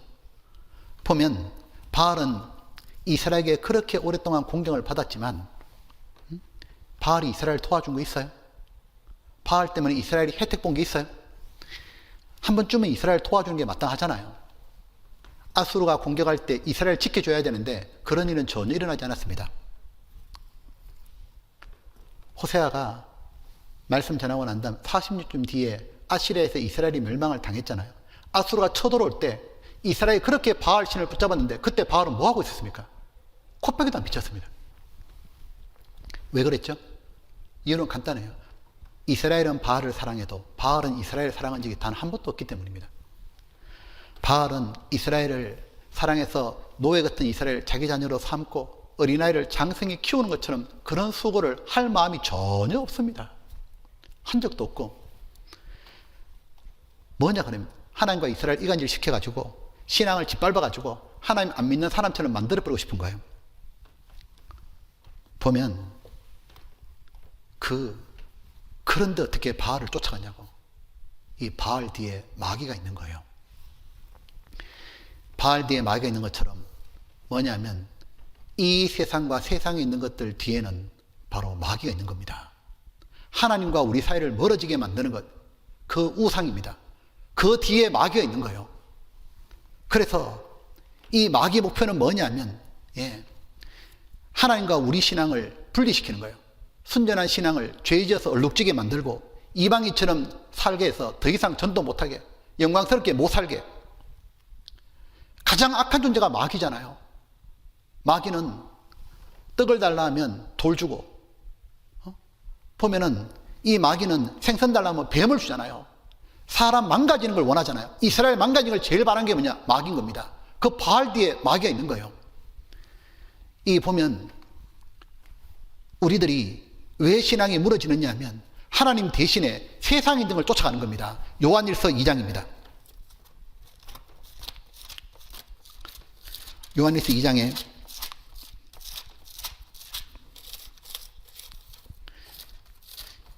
2장 15절입니다.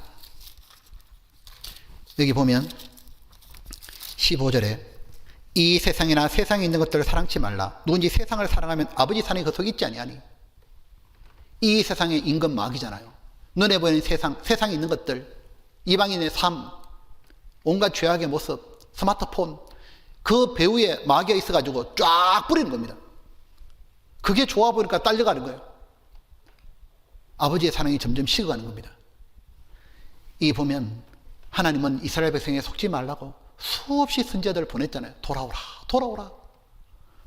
근데 마귀에게 폭삭 속아가지고 이스라엘은 하나님께 돌아오지 않고 결국은 바알에게 붙었고, 결국 아시리아에 의해서 이스라엘은 멸망당해서 애굽에서 과거 자기 조상이 노예로 살던 것처럼 아시리아에서 또다시 노예로 전락하는 거예요.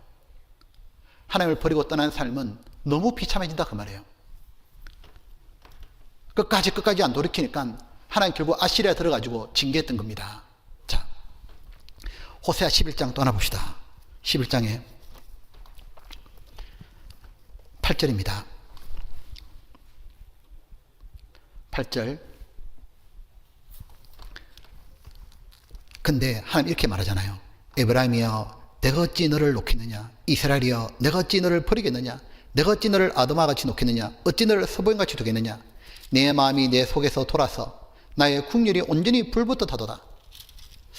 이 보면 하나님은 선지자 통해서 아수르에 침공받고 멸망할 걸 경고하셨지만 이스라엘이 돌이키지 않는 바람에 결국 멸망을 당합니다. 남유다도 BC 586년에 바벨론에서 멸망을 당하죠. 그런데 그건 이스라엘의 영원한 멸망이 아니었죠. 하나님은 심판했지만 그건 징계였지 멸망이 아니었습니다. 70년 만에 바벨론에서 포로로 돌아와서 다시 나라를 재건했잖아요. 그리고 이 호세아 성경 700년 뒤에 또 다른 호세아가 오셨잖아요. 호세아 뜻은 구세주, 구원자, 예수라는 뜻입니다. 예수님이 이스라엘 땅에 오셨을 때 이스라엘은 또다시 예수님의 말씀을 저버렸죠. 예수님이 말씀하신 복음을 배척했죠. 결국은 이스라엘은 나라가 망하고 2000년간 전 세계에 뿔뿔이 흩어졌습니다. 근데 그것 또한 이스라엘의 영원한 멸망이 아니었습니다. 하나님은 이스라엘을 영원히 버릴 수가 없는 거예요. 1948년 5월 14일 날 다시 이스라엘을 자기 땅에 불러 모아주잖아요. 그리고 이스라엘이 점점 강한 나라가 되어가지고 앞으로 이스라엘은 천년왕국이 이루어지면 세계 중심이 되고, 보면 예수님의 통치 아래 북이스라엘 남유다가 모두 한민족으로 이루어진다고 에스겔서에 나오지 않습니까? 참 희한한 건 이 성경 보게 되면 다른 나라들은, 이방 나라들은 극악한 죄를 지으면 다 멸망을 시켰는데 이스라엘만큼은 하나님이 멸망시키지 않고 반드시 뭐냐면 다시 회복시키는 거예요. 도대체 그 이유가 뭐냐 이거예요. 이유가. 그 이유가 뭔지를 하나님이 알려주는 겁니다. 그러면서 이렇게 말씀하시죠. 내가 어찌 너를 놓겠느냐, 내가 어찌 너를 버리겠느냐. 버릴 수 없다 말씀하시면서 다른 두 개의 도시를 거론하시는 거예요. 그 두 개의 도시가 11장 8절에 보면 이래 돼 있죠. 중간에 내가 어찌 너를 아드마같이 놓겠느냐, 어찌 너를 스보임같이 두겠느냐. 아드마와 스보임을 등장시키는 겁니다. 요 아드마와 스보임은 신명기 29장에 나오는데 이 도시는 누구냐면 창세기 19장에 소돔 고모라가 너무 극악한 죄를 지어서 하나님 멸망시켰잖아요. 그때 소돔 고모라의 위성 도시입니다. 이들이 돌이키지 않자 하나님 멸망시켰잖아요. 보면 하나님이 그 도시들은 멸망시켰는데 왜 이 사람을 멸망 안 시키냐 그 말이에요. 왜냐하면 그 도시들은 하나님의 자녀가 아닌 거예요. 하나님이 이스라엘에게 보여주신 애굽에서 태어나게 하고 키워준 그런 사진들이 아담과 서보이면 없는 거잖아요. 차마 자식은 부모를 버려도 부모는 그 자식을 버릴 수가 없다 그러죠. 하나님은 아담과 서보임이 아닌 아들 에브라임을 버릴 수가 없는 거예요. 아들이기 때문에 하나님은 징계는 하지만 멸망은 없는 겁니다. 하나님은 구원받은 사람 아들이잖아요. 아들이 잘못하면, 우리가 잘못하면 징계는 하셨어도 멸망은 없는 겁니다. 한 번 구원은 영원한 구원인 거예요. 이게 다 누구 덕분입니까? 예수님의 공로 덕분입니다. 이스라엘이 유월절 양의 피가 없었다면 이스라엘은 애굽에서 못 나옵니다. 예수님이 십자가에 피 흘려 죽으심이 없었다면 우리는 하나님의 자녀로 안 되는 겁니다. 우리들이 예수님을 믿었다는 이유 하나로, 구원받았다는 이유 하나로 하나님 자녀가 되었다 하나의 그 이유 때문에 우리를 영원히 사랑하시고 영원히 버리지 않으신 겁니다. 아무리 잘못해도 징계는 하지만 멸망은 없는 거예요. 내가 저에게 영생을 주노니 영원히 멸망치 않을 터요. 내 손에서 빼앗을 자가 없느니라. 보면 하나님 이렇게 말씀하십니다. 11장 8절에 천만제가 에브라임이여 내가 어찌 너를 놓겠느냐, 이스라엘이여 내가 어찌 너를 버리겠느냐. 에브라임이여, 보면 이스라엘이 하나님께 그렇게 잘못해도 하나님 보실 때는 이스라엘은 여전히 나의 에브라임, 나의 아들이다 그 말이에요. 하나님이 에브라임아 내가 너를 애굽에서 불러냈다, 이스라엘 불러주시는 애칭이잖아요. 자식이 아무리 잘못해도 그 자식은 언제나 나의 사랑스러운 아들인 거예요. 이 보면, 그런데 이스라엘이 열방에 짓밟히고 처참해지고 고통받는 걸 보면서 하나님은 아들이 고통받는 거 보니까 바로 국률이 불붙듯 일어난 겁니다. 11장 8절에 뒷부분에 이래 돼 있죠. 내 마음이 내 속에서 돌아서 나의 국률이 온전히 불붙듯 하도다. 여기 말하는 국률은 불쌍히 여기는 마음입니다. 근데 한 가지 알 것은 국률은 잘잘못을 떠나서 무조건 불쌍히 여기는 마음이요. 그 존재 자체에 대한 불쌍히 여기는 마음이요. 예를 들면 이런 겁니다. 이 초등학생 아들이 하나 있는데 평소에 속을 너무너무 썩여요. 부모 말을 너무 안 들어. 딱 집에서 한번 딱 보니까 안방에 들어오더니 뭘 하나 보니까 안방 서랍을 열어가지고 돈을 훔쳐가지고 튀는 거예요. 그거를 엄마가 보고 야 이놈아 이 못된 놈아 하고 소리지면서 막 따라가는데 이놈이 아파트 계단을 뛰어서 큰 도로로 탁 튀는데 그때가 빨간 횡단보도예요. 빨간 불인데 뛰어가 버린 거예요. 차에 탁 치였습니다. 그걸 보고 엄마는 막 가가지고 어떻게 하겠습니까? 야 이놈아 돈을 왜 가져갔냐 하고 냅다 소리 지르는 게 아니잖아요. 엄마는 돈을 보고 다 필요 없어. 아들이 그래 되는 모습 보면서 엄마는 울부짖죠. 정신없이 정신 나간 사람처럼 내 아들 좀 어떻게 좀 해달라고 119 좀 불러달라고. 그리고 엄마는 다 잊어버립니다. 아들이 고통받는 거 보니까 돈 훔쳐가고 다 필요 없어요. 살아만 나라. 바로 그 아이가 잘하고 잘못한 것에 대한 반응이 아닙니다. 그 아들 그 자체에 대한 불쌍히 여기는 마음, 국률인 거예요. 그것이 바로 하나님의 국률입니다. 내 아이기 때문에 무조건 불쌍한 거예요. 사람들은 흔히 하나님의 사랑을 사람의 사랑에 빗대어서 오해합니다. 즉 이런 얘기죠. 사람은 누가 내한테 잘하면 사랑하고 나한테 못해지면 밉죠. 사랑이 식죠. 그래서 부부 사이에 돌아서기도 하잖아요. 근데 하나님의 사랑은 우리가 흔히 생각하는 그런 사람의 생각이 아닙니다. 우리가 잘 살기 때문에 하나님이 나를 사랑하시고 내가 못 살면 하나님은 사랑이 식어서 날 미워하시고 하나님은 결코 그런 분이 아닙니다. 하나님은 내 존재 자체를 사랑하는 거예요. 하나님은 내가 하나님의 형상대로 지원받았던 이유로 사랑하시고 내가 구원받았던 이유로 하나님의 자녀가 됐던 이유로 단지 그 하나로 사랑하시고 그 사랑은 한 번도 변한 적이 없는 사랑입니다. 우리 자체를 사랑하는 거예요. 여러분이 어디에 있든지 설령 여러분이 세상에 있더라도 하나님은 여러분 자체가 하나님의 사랑의 대상인 거예요. 보면 이 고려장 그 이야기 아시죠? 동서양을 물어나고 가난하게 살 때는 다 먹고 사는 것이 제일 큰 문제니까 가족들에게 식량 공급이 부족해지면 늙으신 부모님들을 숲속에 갖다 버리는 고려장 제도가 있었습니다. 우리나라만 그런 게 아니고 일본도 있었고 쭉 있었다고 나와 있습니다. 근데 고려장에 아주 감동적인 스토리 하나 아시죠? 어느 아들이 도저히 안 돼가지고 늙은 노모를 지게 지고 산속에 버리려고 갑니다. 근데 산속 계속 깊숙이 들어가는데 엄마가 지교에서 뭘 하고 있냐면 지나가다가 나무가지를 툭툭 꺾어가지고는 자꾸 꺾는 걸 하는 거예요, 엄마가. 아들이, 아니, 왜 자꾸 저렇게 꺾나? 한 10m 단위로 끊고, 가지를 자꾸 툭툭 던져요, 땅에다가. 왜 저러나? 나중에 이제 깊은 숲속에 가서 엄마를 딱 내려놓으니까 그 늙은 어머니가 아들에게 떠나기 전에 딱 한마디 하죠. 얘야, 나는 여기서 죽어도 괜찮은데 너는 너무 깊이 숲속에 들어왔다. 이런 깊은 산에서는 길을 잃어버리기가 십상이니까 내가 분질러 놓았던 나무 가지를 그 표시들을 잘 보고 가면 집에 무사히 도착할 수 있을 거다.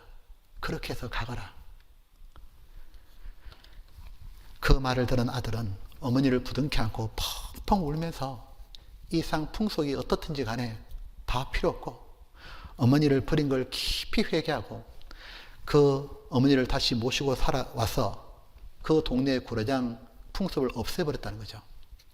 그게 바로 엄마의 사랑, 조건 없는 사랑, 내 아들이니까 희생해서라도 주고 싶은 사랑, 아들이 잘할 때도 사랑했고 내한테 막대해도 사랑하는 아가페 사랑이고요.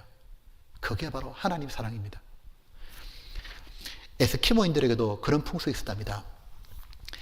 에스키모인들은 나이가 들으면 주로 이제 사냥해서 먹고 사는 민족이니까 나이가 들어서 노동력을 상실하게 되면 그 부모들은 자식을 재촉한답니다.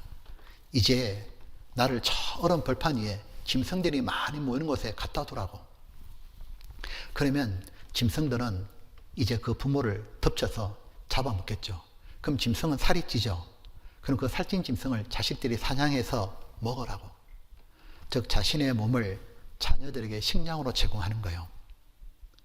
자녀들이 그 부모를 다 벌판에 두고 돌아가면 부모는 묵념하듯 멀리 바라보고 자기 최후를 기다린답니다. 그런데 그 누구도 원망하지 않고 오히려 자기 몸을 찢어서 자녀들에게 줄 수 있어 감사한다 그러잖아요. 그렇게 자기를 버리는 자식에게 원망하지 않고 그 자식에게 잘할 때나 못할 때나 사랑하는 마음. 왜? 내 자식이니까. 그 존재 자체를 사랑하는 마음. 그것이 바로 하나님의 사랑입니다. 보면 호세아 11장 9절. 그래서 9절에 보면 내가 나의 맹렬한 진노를 바라지 아니하며 내가 다시는 에브라임을 멸하지 아니하려니 이는 내가 사람이 아니요 하나님이라. 내가 사람이 아니요 하나님이라. 나는 내 가운데 거룩한 거룩한 자니 진노함으로 내게 임하지 아니하리라. 바로 하나님은 사람이 아니에요. 하나님 사랑 그 자체고 우리 존재 자체를 너무 사랑하시고 다만 내가 진리 가운데 순종하고 살아갈 때는 너무 기뻐하시고 내가 불순종하고 죄 가운데 살아갈 때는 슬퍼하시지 나에 대한 사랑 그 자체가 변한 적은 한 번도 없다고 말해요. 그럼 우리는 이렇게 질문할 수 있습니다. 아니 그렇게 이스라엘을 사랑하시는 하나님께서 그럼 왜 아수르의 침략으로부터 보호해주지 않았습니까? 그 이유는 간단합니다. 사랑이기 때문입니다. 사랑. 바로 사랑의 징계였습니다. 심판은 원수에게 행하는 것이고 징계는 자식에게 행하는 거죠. 예수님이 누가복음 15장의 탕자 비유 들려주시잖아요. 어느 날 이 둘째 아들이 아버지 가슴에 대못을 받고 아버지 간섭 없이 내 멋대로 마음대로 살고 싶어서 재산을 미리 받아가지고 먼 나라로 떠나죠. 먼 나라로 떠나서 뭐하고 살았습니까? 창기하고 올리면서 허랑방탕하게 술 마시고 다 탕진했습니다. 자기가 돈 있고 힘 있을 때야 사람들이 붙어있지 돈 없고 힘 없으면 사람들은 다 매몰차게 돌았습니다. 그것이 바로 하나님 없는 세상이에요. 근데 아들이 나중에는 자기 밥 한 그릇 안 타주잖아요. 사람들이. 결국 뭐 하느냐? 돼지가 먹는 쥐연 열매 먹으면서 자기가 너무 비참하잖아요. 원래 나는 이런 게 아닌데 내가 이렇게 쥐염열 먹고 굶어 죽게 생겼구나. 내 아버지 집에는 품꾼들도 풍족히 다 먹는데 내가 이제 일어나 아버지께로 돌아가야겠다고 하고 일어나서 아버지께로 돌아가죠. 돌아갈 때 아버지는 아들이 돌아올 걸 알고 동구 밖에서 매일매일 기다리다가 아들이 돌아오니까 빡 뛰어가서 아들을 얼싸안고 너무 깊어서 어쩔 줄 몰라 하잖아요. 무엇이냐면 아버지는 아들이 저렇게 고집 세우고 간다 할 때 내버려 두신 거예요. 왜요? 아버지를 떠난 삶이 얼마나 비참한지를 깨달아야 다시는 아버지 품을 떠나지 않잖아요. 보면 하나님이 아수르의 침략을 받도록 이스라엘 내버린 이유도 동일한 겁니다. 보면 아수르의 침략을 받고 다시 노예로 떨어질 때 그들이 하나님을 버린 것이 이게 얼마나 바보 같은 짓이고 얼마나 이게 힘든 것이고 하나님과 함께 살 때 얼마나 번영했고 얼마나 좋았는지를 그리워하고 돌아오게 만든 겁니다. 보면 하나님의 징계는 완전한 사랑입니다. 육신의 부모님은 자식이 잘못할 때 징계를 하죠. 그 잘못을 고쳐주려고 징계할 때도 있지만 때로는 그 자식의 실망과 분노하는 마음을 주체하지 못해서 때릴 때도 있습니다. 그러나 우리 영의 아버지 하나님의 징계는 내가 미워서 때린 적이 한 번도 없고 다만 내게 징계하시는 이유는 나의 무지함을 깨닫게 하시는 것과 그래서 하나님을 경외하게 하는 것과 또 하나는 죄를 끊어주려는 사랑인 겁니다. 이스라엘은 하나님을 사랑한 적이 없습니까? 있습니다. 근데 그 사랑을 오랫동안 한 게 아니죠. 이렇게 사랑했죠. 호세아 6장입니다. 호세아 6장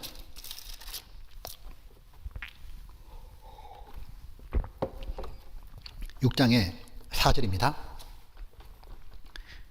에브라임아 내가 너에게 어떻게 하랴 유다야 내가 너에게 어떻게 하랴 너희의 인애가 사랑이 아침 구름이나 쉬 없어지는 이슬 같도다. 아침 구름이 뭡니까?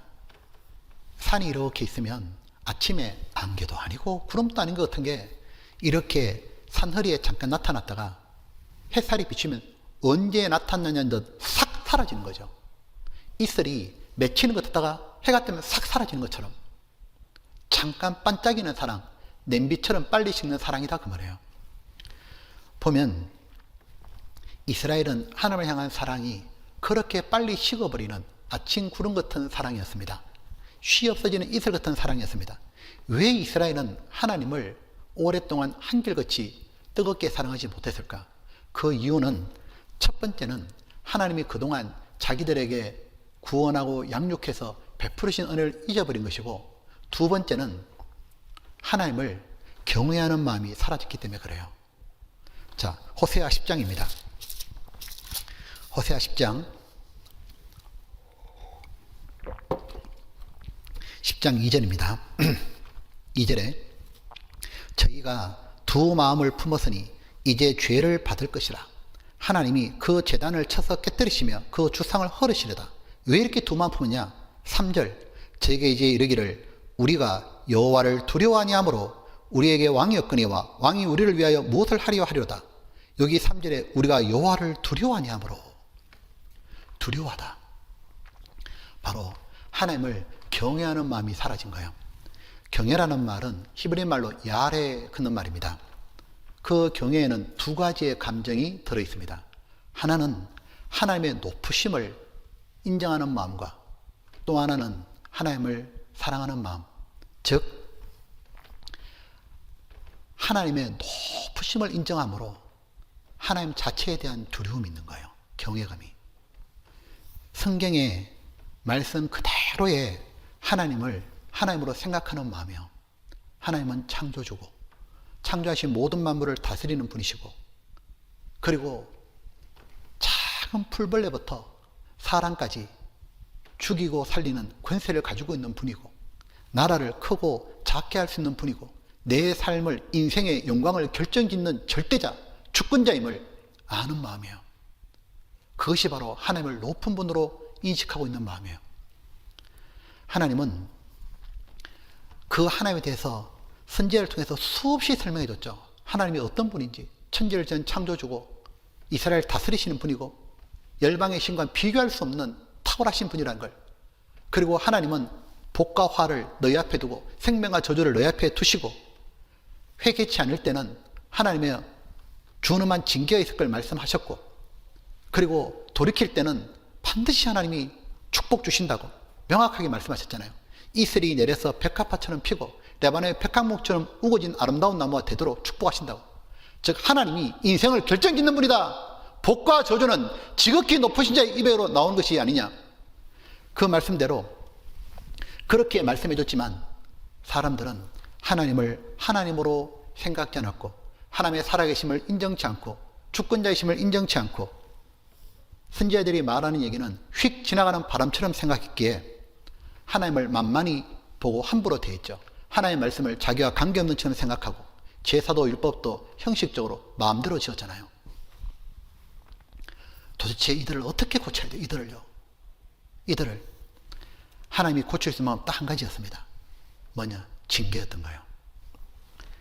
하나님이 말씀하신 그대로 실행하시는 분, 그 실행하는 징계를 통해서 그들은 하나님이 생생히 살아계시고 말씀 그대로 하시는 분인 것을 뼈저리게 깨닫게 되는 겁니다. 그래서 진정으로 하나님을 경외하는 마음이 생기는 거예요. 우리가 반드시 기억할 게 있습니다. 하나님을 향한 사랑에는 반드시 경외심이 포함되어야 된다는 거예요. 경외심이 없는 사랑은 제 멋대로 일 가능성이 아주 많죠. 즉 쉽게 대하고 만만히 보다가 상대에게 상처를 주는 거죠. 공손함이 없다는 얘기입니다. 참된 사랑은 상대를 함부로 대하는 게 아니라 혹 나의 말과 행동이 상대에게 상처를 줄까 봐 그걸 두려워하는 마음이죠. 보면 그래서 사랑하는 사이라는 게 뭡니까? 세상에서 둘도 없이 편안한 사이지만 상대를 무시하지 않고 존중하는 마음인 거예요. 부모 자식 사이가 그렇죠. 세상에 둘도 없는 편한 사이지만 자식이 부모를 함부로 대하는 것은 사랑이 아닙니다. 부모의 높음을 인정하고 부모님을 함부로 대하면 안 되잖아요. 부모에게 함부로 말하고 함부로 행동해서 부모 마음이 확 상하잖아요. 그래서 하나님은 내 부모를 공경하라, 다른 데 보면 내 부모를 경외하라 말한 거예요. 부모를 경외하는 걸 통해서 하나님을 경외하는 걸 가르치도록 만드신 거예요. 그래서 부모에게는 무엇이냐? 자식에게 징계권이 있는 거예요. 차마 초달을 하지 못하는 부모는 자식을 사랑하는 게 아니라고. 왜? 그 자식을 때리지 못하면 경외감을 못 넣어주는 거예요. 보면 바로 이스라엘은 하나님은 신이잖아요. 내 같은 동네 옆집 친구가 아니지 않습니까? 하나님은 나를 죽기까지 사랑하는 분이지만 나처럼 낮은 존재가 아니잖아요. 지극히 높은 하나님이잖아요. 하나님을 하나님으로 알고 경외심을 가지고 섬겼어야 되는 거죠. 보면 징계는 결국 이런 걸 가져오게 됩니다. 놀랍게도 이 이스라엘은 아수르에 끌려갔고 유다는 바벨론에 끌려갔는데 멸망당하고 난 다음에 다시 이스라엘 땅에 돌아오고 난 다음에는 다시는 우상숭배를 안 한 거예요. 지긋지긋한 우상숭배의 죄가 끊어진 겁니다. 왜? 우상 쫓아보니까 이런 결과를 가졌구나 알고 탁 단절해버린 거예요. 이스라엘과 남유다가 스스로 도저히 끊지 못하는 죄의 사랑을 하나님이 끊어준 거다 그 말이에요. 다윗은 한 명의 부인을 둔 게 아니라 여러 부인을 뒀죠. 다윗은 한 가지 단점이 있다면 여성 편력이 심했죠. 결국은 바세바가 간음하고 했지 않습니까? 근데 그 다윗의 그 여자에 대한 정욕이 어떻게 끊어졌습니까? 징계였습니다. 혹독한 징계를 받고 난 다음 다윗이 이 나이 들었을 때 신하들이 수넴 여자 아비삭을 품에 넣어서 따뜻하게 하라 했을 때 다윗이 거절하잖아요. 왜? 그 죄, 그 자기가 징계받은 이유가 뭐냐? 바로 음란 죄 때문에 있습니다. 정당하다 할지라도 다시는 그런 쪽은 쳐다보기도 싫은 거예요. 보면 무엇을 알 수 있습니까? 하나님은 우리가 우리 자체를 미워한 적이 한 번도 없습니다. 다만 우리가 죄 가운데 사는 것을 그렇게밖에 살 수 없는 걸 슬퍼하셨고, 그래서 하나님은 우리의 죄를 끊어주려고 징계를 하셨던 거예요. 그 징계를 해서 죄에서 벗어나는 기쁨을 주시고 싶었던 겁니다. 보면 하나님의 징계는 육신의 부모와 징계와 다르죠. 그래서 히브리서 12장 이렇게 되어 있지 않습니까? 히브리서 12장 하나 봅시다. 히브리서 12장에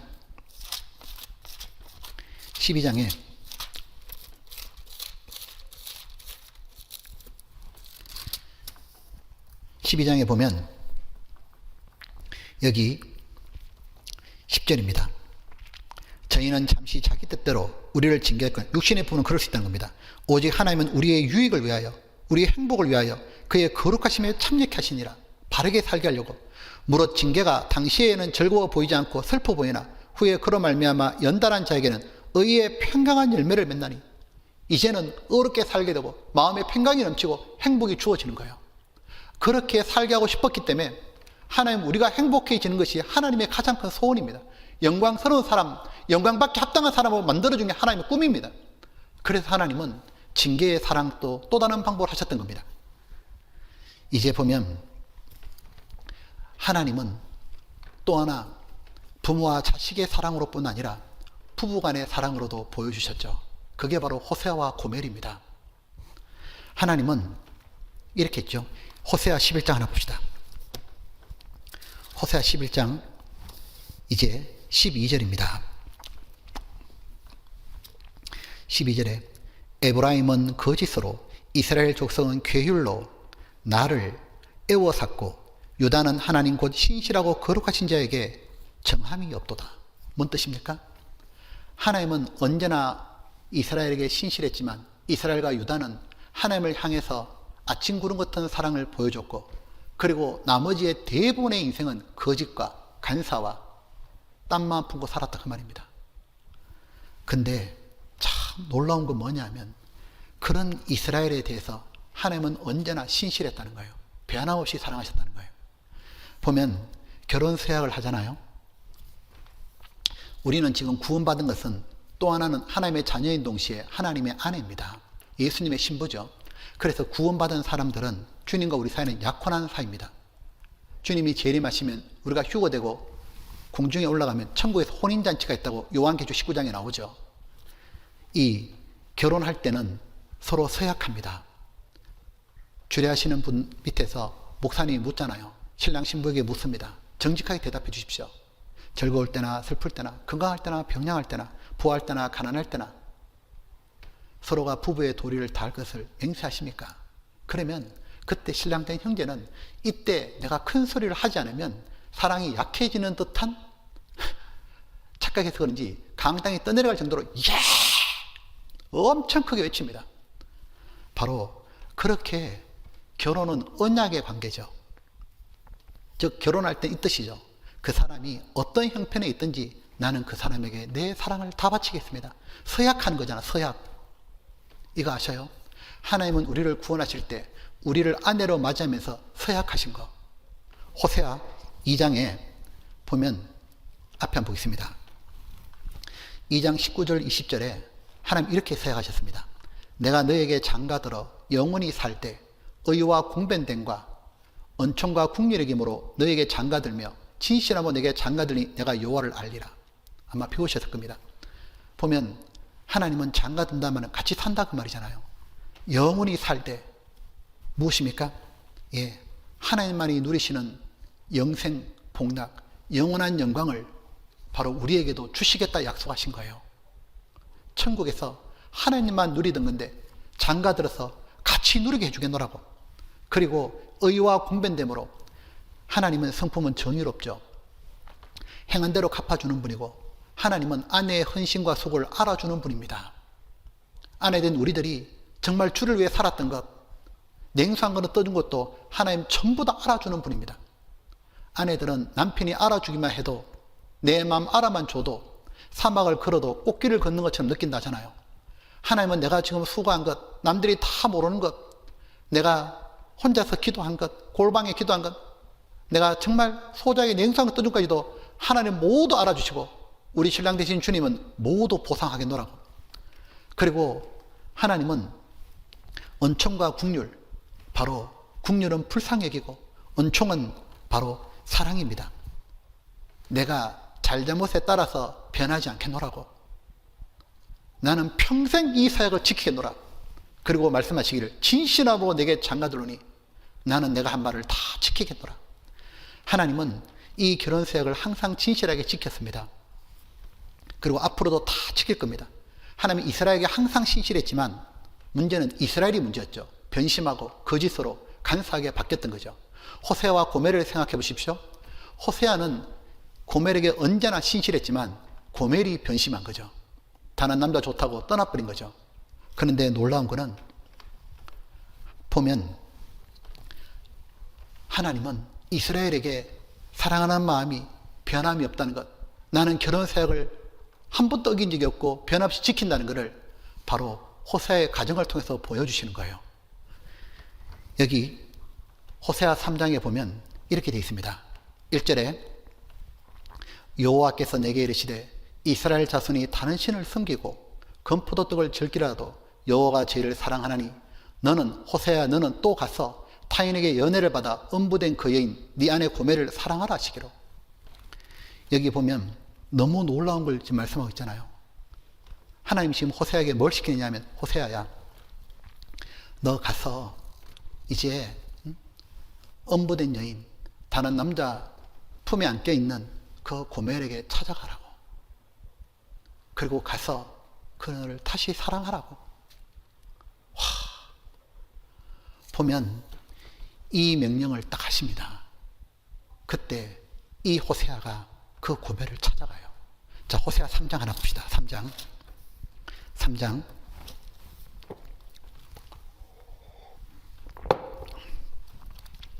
1절로 아까 이거고 2절 한번 봅시다. 2절에 1절 끝에 음부된 그 여인을 사랑하라 하시기로 내가 은 15개와 보리 한 호멜 반으로 나를 위하여 절을 사고 저에게 이르기를 너는 많은 날 동안 나와 함께 지내고 행음하지 말며 다른 남자를 쫓지 말라. 나도 너에게 그러하리라 하였노라. 여기 보면 이래 말씀합니다. 하나님이 호세아에게 뭐라 했냐면 가거라. 가는데 3절에 보면 이래 돼 있죠. 여기 보면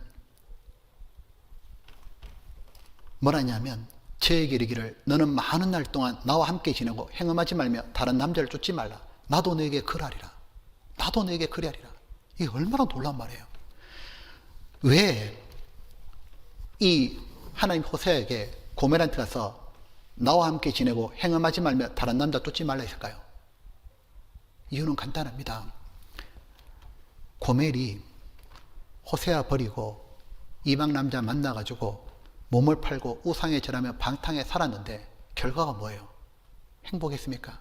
아닙니다. 잠시 기뻤는지 모르죠. 세상에 죄를 맛보면 죄악도 낙이 있지만 앞에 붙은 단어가 뭡니까? 잠시 죄악이 낙입니다. 순간 좋았을지 모르지만 시간이 지나자 수컷이 서고 괴로웠습니다. 몸은 망가졌고 괴롭고 힘들고 아프고 외롭고 비굴해졌죠. 나중에는 찬밥이 되었죠. 나중에는 포주에 묶여져 빚도 못 갚는 처지가 되었잖아요. 아무도 자기를 찾지 않고 너무 비참해졌잖아요. 근데 호세아는 지금 뭐 하고 있냐면 그 고멜에게 가가지고 이래 말합니다. 나와 함께 지내고 행음하지 말며 다른 남자 쫓지 말아라. 왜? 그렇게 살아보니까 좋은 게 있더냐 그 말이에요. 좋은 게 없잖아요. 호세아는 고멜에게 지금 버림받았잖아요. 배신감, 상처를 받았잖아요. 근데 자기가 받은 상처보다도 지금 고멜이 힘들게 사는 게 그게 더 가슴 아픈 거예요. 그것이 바로 우리를 향한 하나님 마음이죠. 하나님 우리에게 배신당하고 버림받았죠. 우리가 땀만 품고 몰래 죄짓고 사니까 그게 하나님을 버린 겁니다. 근데 하나님이 받으신 깊은 상처보다도 우리가 죄 가운데 살면서 고통받는 마귀에 속아서 엉망이 되어가는 비참하게 된 그 모습을 더 가슴 아파하는 거예요. 그래서 하나님은 말씀하십니다. 다른 남자 만나지 말고 행음하지 말고 나와 함께 살자. 나와 함께 집에 가서 나의 따뜻한 품에서 그렇게 이제는 행복을 누리며 살자고. 모든 행복은 하나님께로부터 말미암는 거예요. 보면 정말 놀라운 건 나도 너에게 그러하리라. 다른 남자 쫓지 마라. 나도 너에게 그러하리라. 이 말이 뭡니까? 내가 이 말이죠. 다른 남자 품에 더러워진 고멜, 우리 같으면 쳐다보기도 싫을 것 같은데 호세아는 하나님의 명령에 충격적입니다. 나도 내게 그러하리라. 즉 고멜에게 일편단심으로 사랑하리라.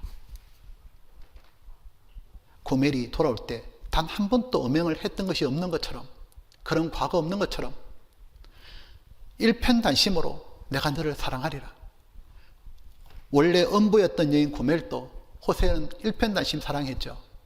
다시 떠난 고멜이 돌아와도 일편단심 사랑, 그 사랑은 변한 적이 없다 그 말이에요.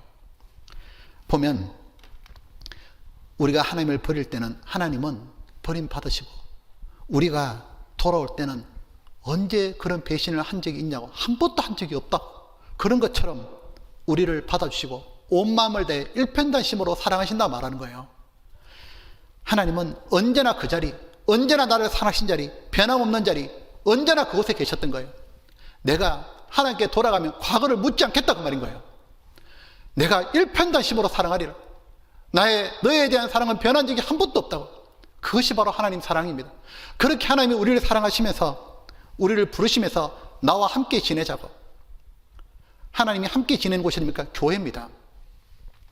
하나님을 떠난 사람은 잠자는 자고, 잠자는 자는 죽은 자 가운데 있잖아요. 구원받지 않은 사람과 어울려 있잖아요. 세상과 세상의 것을 사랑하며 있잖아요. 일어나라! 그리고 주님께로 가야 됩니다. 주님 계신 교회에 와서 말씀 안에 완전히 거해야 되잖아요. 주님 말씀하시기를 많은 날 동안 그렇게 하라. 한 가지 알게, 교제 딱 들어왔다고, 오늘 말씀 들었다고 하루 만에 신앙이 회복되는 게 아닙니다. 신앙은 하루 만에 회복되는 게 아니라 많은 날이 필요한 거예요. 사람들이 오해하는 게 있어요. 신앙 회복이 단번에 되는 줄 아는데 구원은 단번에 되고 하나님 용서도 단번입니다. 하지만 내 폐역한 삶이 고쳐지는 데는 시간이 걸립니다. 다리가 부러졌는데 내일 당장 벌떡 뛰어다니는 거 아니잖아요. 몇 개월이 걸리고 재활하고 그래야 그렇지 않습니까? 내가 하나님을 버리고 세상을 친근히 하고 세상을 가까이 해서 세상에 점점 빠져들어가는 것도 시간이 있었습니다. 오랜 시간에 걸쳐서 했던 것처럼 하나님께 돌아오는 것도 무엇이냐면 시간이 걸리는 거예요. 즉 이겁니다.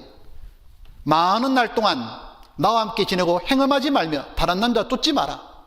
그렇게 되면 다시 내가 영원히 소생될 거다 그 말이에요. 보면 디모데후서 2장에 보면 죄를 버리고 하나님을 쫓아라고, 디모데후서 4장에 보면 경건의 길을 연습하라고, 훈련하고 반복하라고. 즉 우리들이 이제 세상에 나를 하나님과 멀게 만들던 것, 그게 스마트폰이든 뭐 친구들이든 게임이든 싹 끊어버리고 뭘 하느냐 하면 많은 날 동안 이제 가장 먼저 일어나면 하나님 찾고, 밤에 자기 전에 오늘 하루를 돌아보는 기도를 하고, 성경을 정말 읽고, 말씀을 들을 때 온 마음으로 듣고, 그러면서 같이 봉사하고 교제하고, 그러면서 조금씩 순종하는 생활을, 그걸 하루만 하는 것이 아니라 많은 날 하는 겁니다. 사람들은 오늘 하루 말씀을 듣고 내 영혼이 뒤집어질 것 같은 그런 격동이 있다 하더라도 내일 되면 똑같아지는 이유가 뭡니까? 하루만 바짝 한 거예요.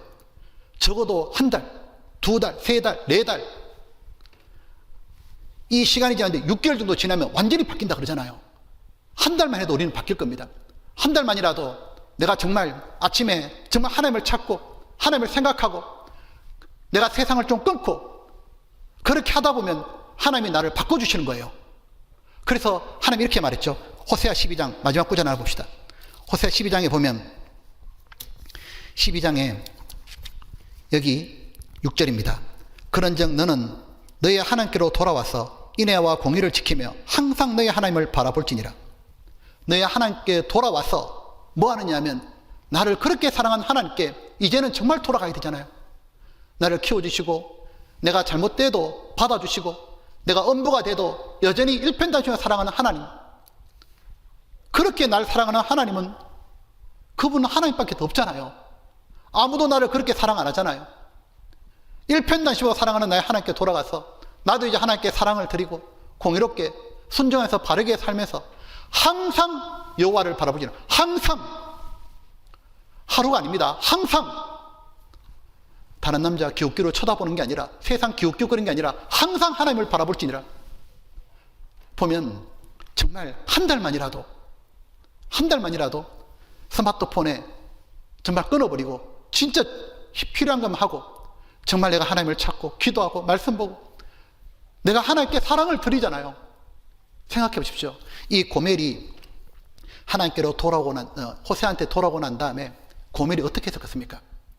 그는 이 호세아의 눈물 어린 사랑, 눈물로 호소하면서 고멜에게 너무 힘들지 않냐고, 더 이상 이렇게 괴롭게 살지 말자고, 나와 돌아가자고, 나랑 같이 살면서 일편단심으로 내가 과거도 사랑, 지금도 사랑한다고, 그렇게 우리 일편단심의 사랑을 나누자고, 눈물로 호소할 때 고멜 마음이 녹지 않았겠냐고.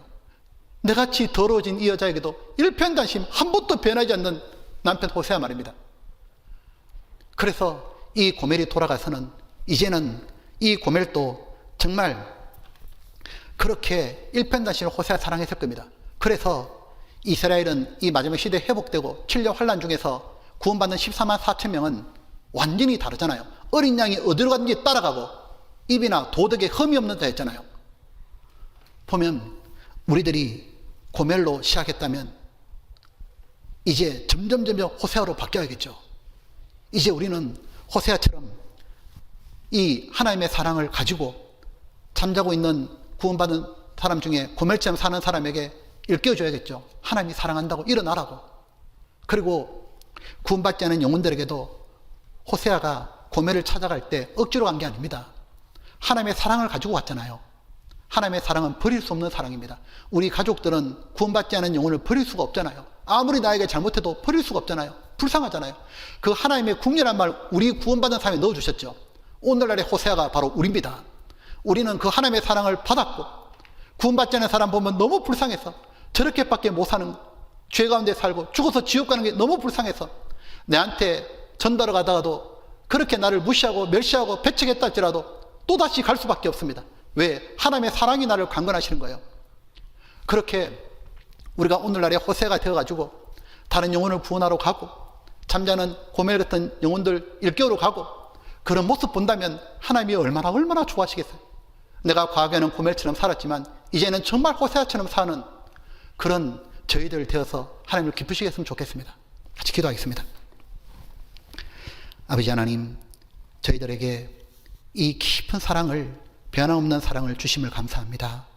부모님처럼 또 일편단심으로 사랑하는 남편처럼 하나님, 세상에 하나님 같은 분이 없는 줄 알고 이제 저희들이 세상에다가 헛된 것에 마음 줬던 걸 다 버리고 오로지 주께 마음을 드리며 주님만 사랑하기를 원합니다.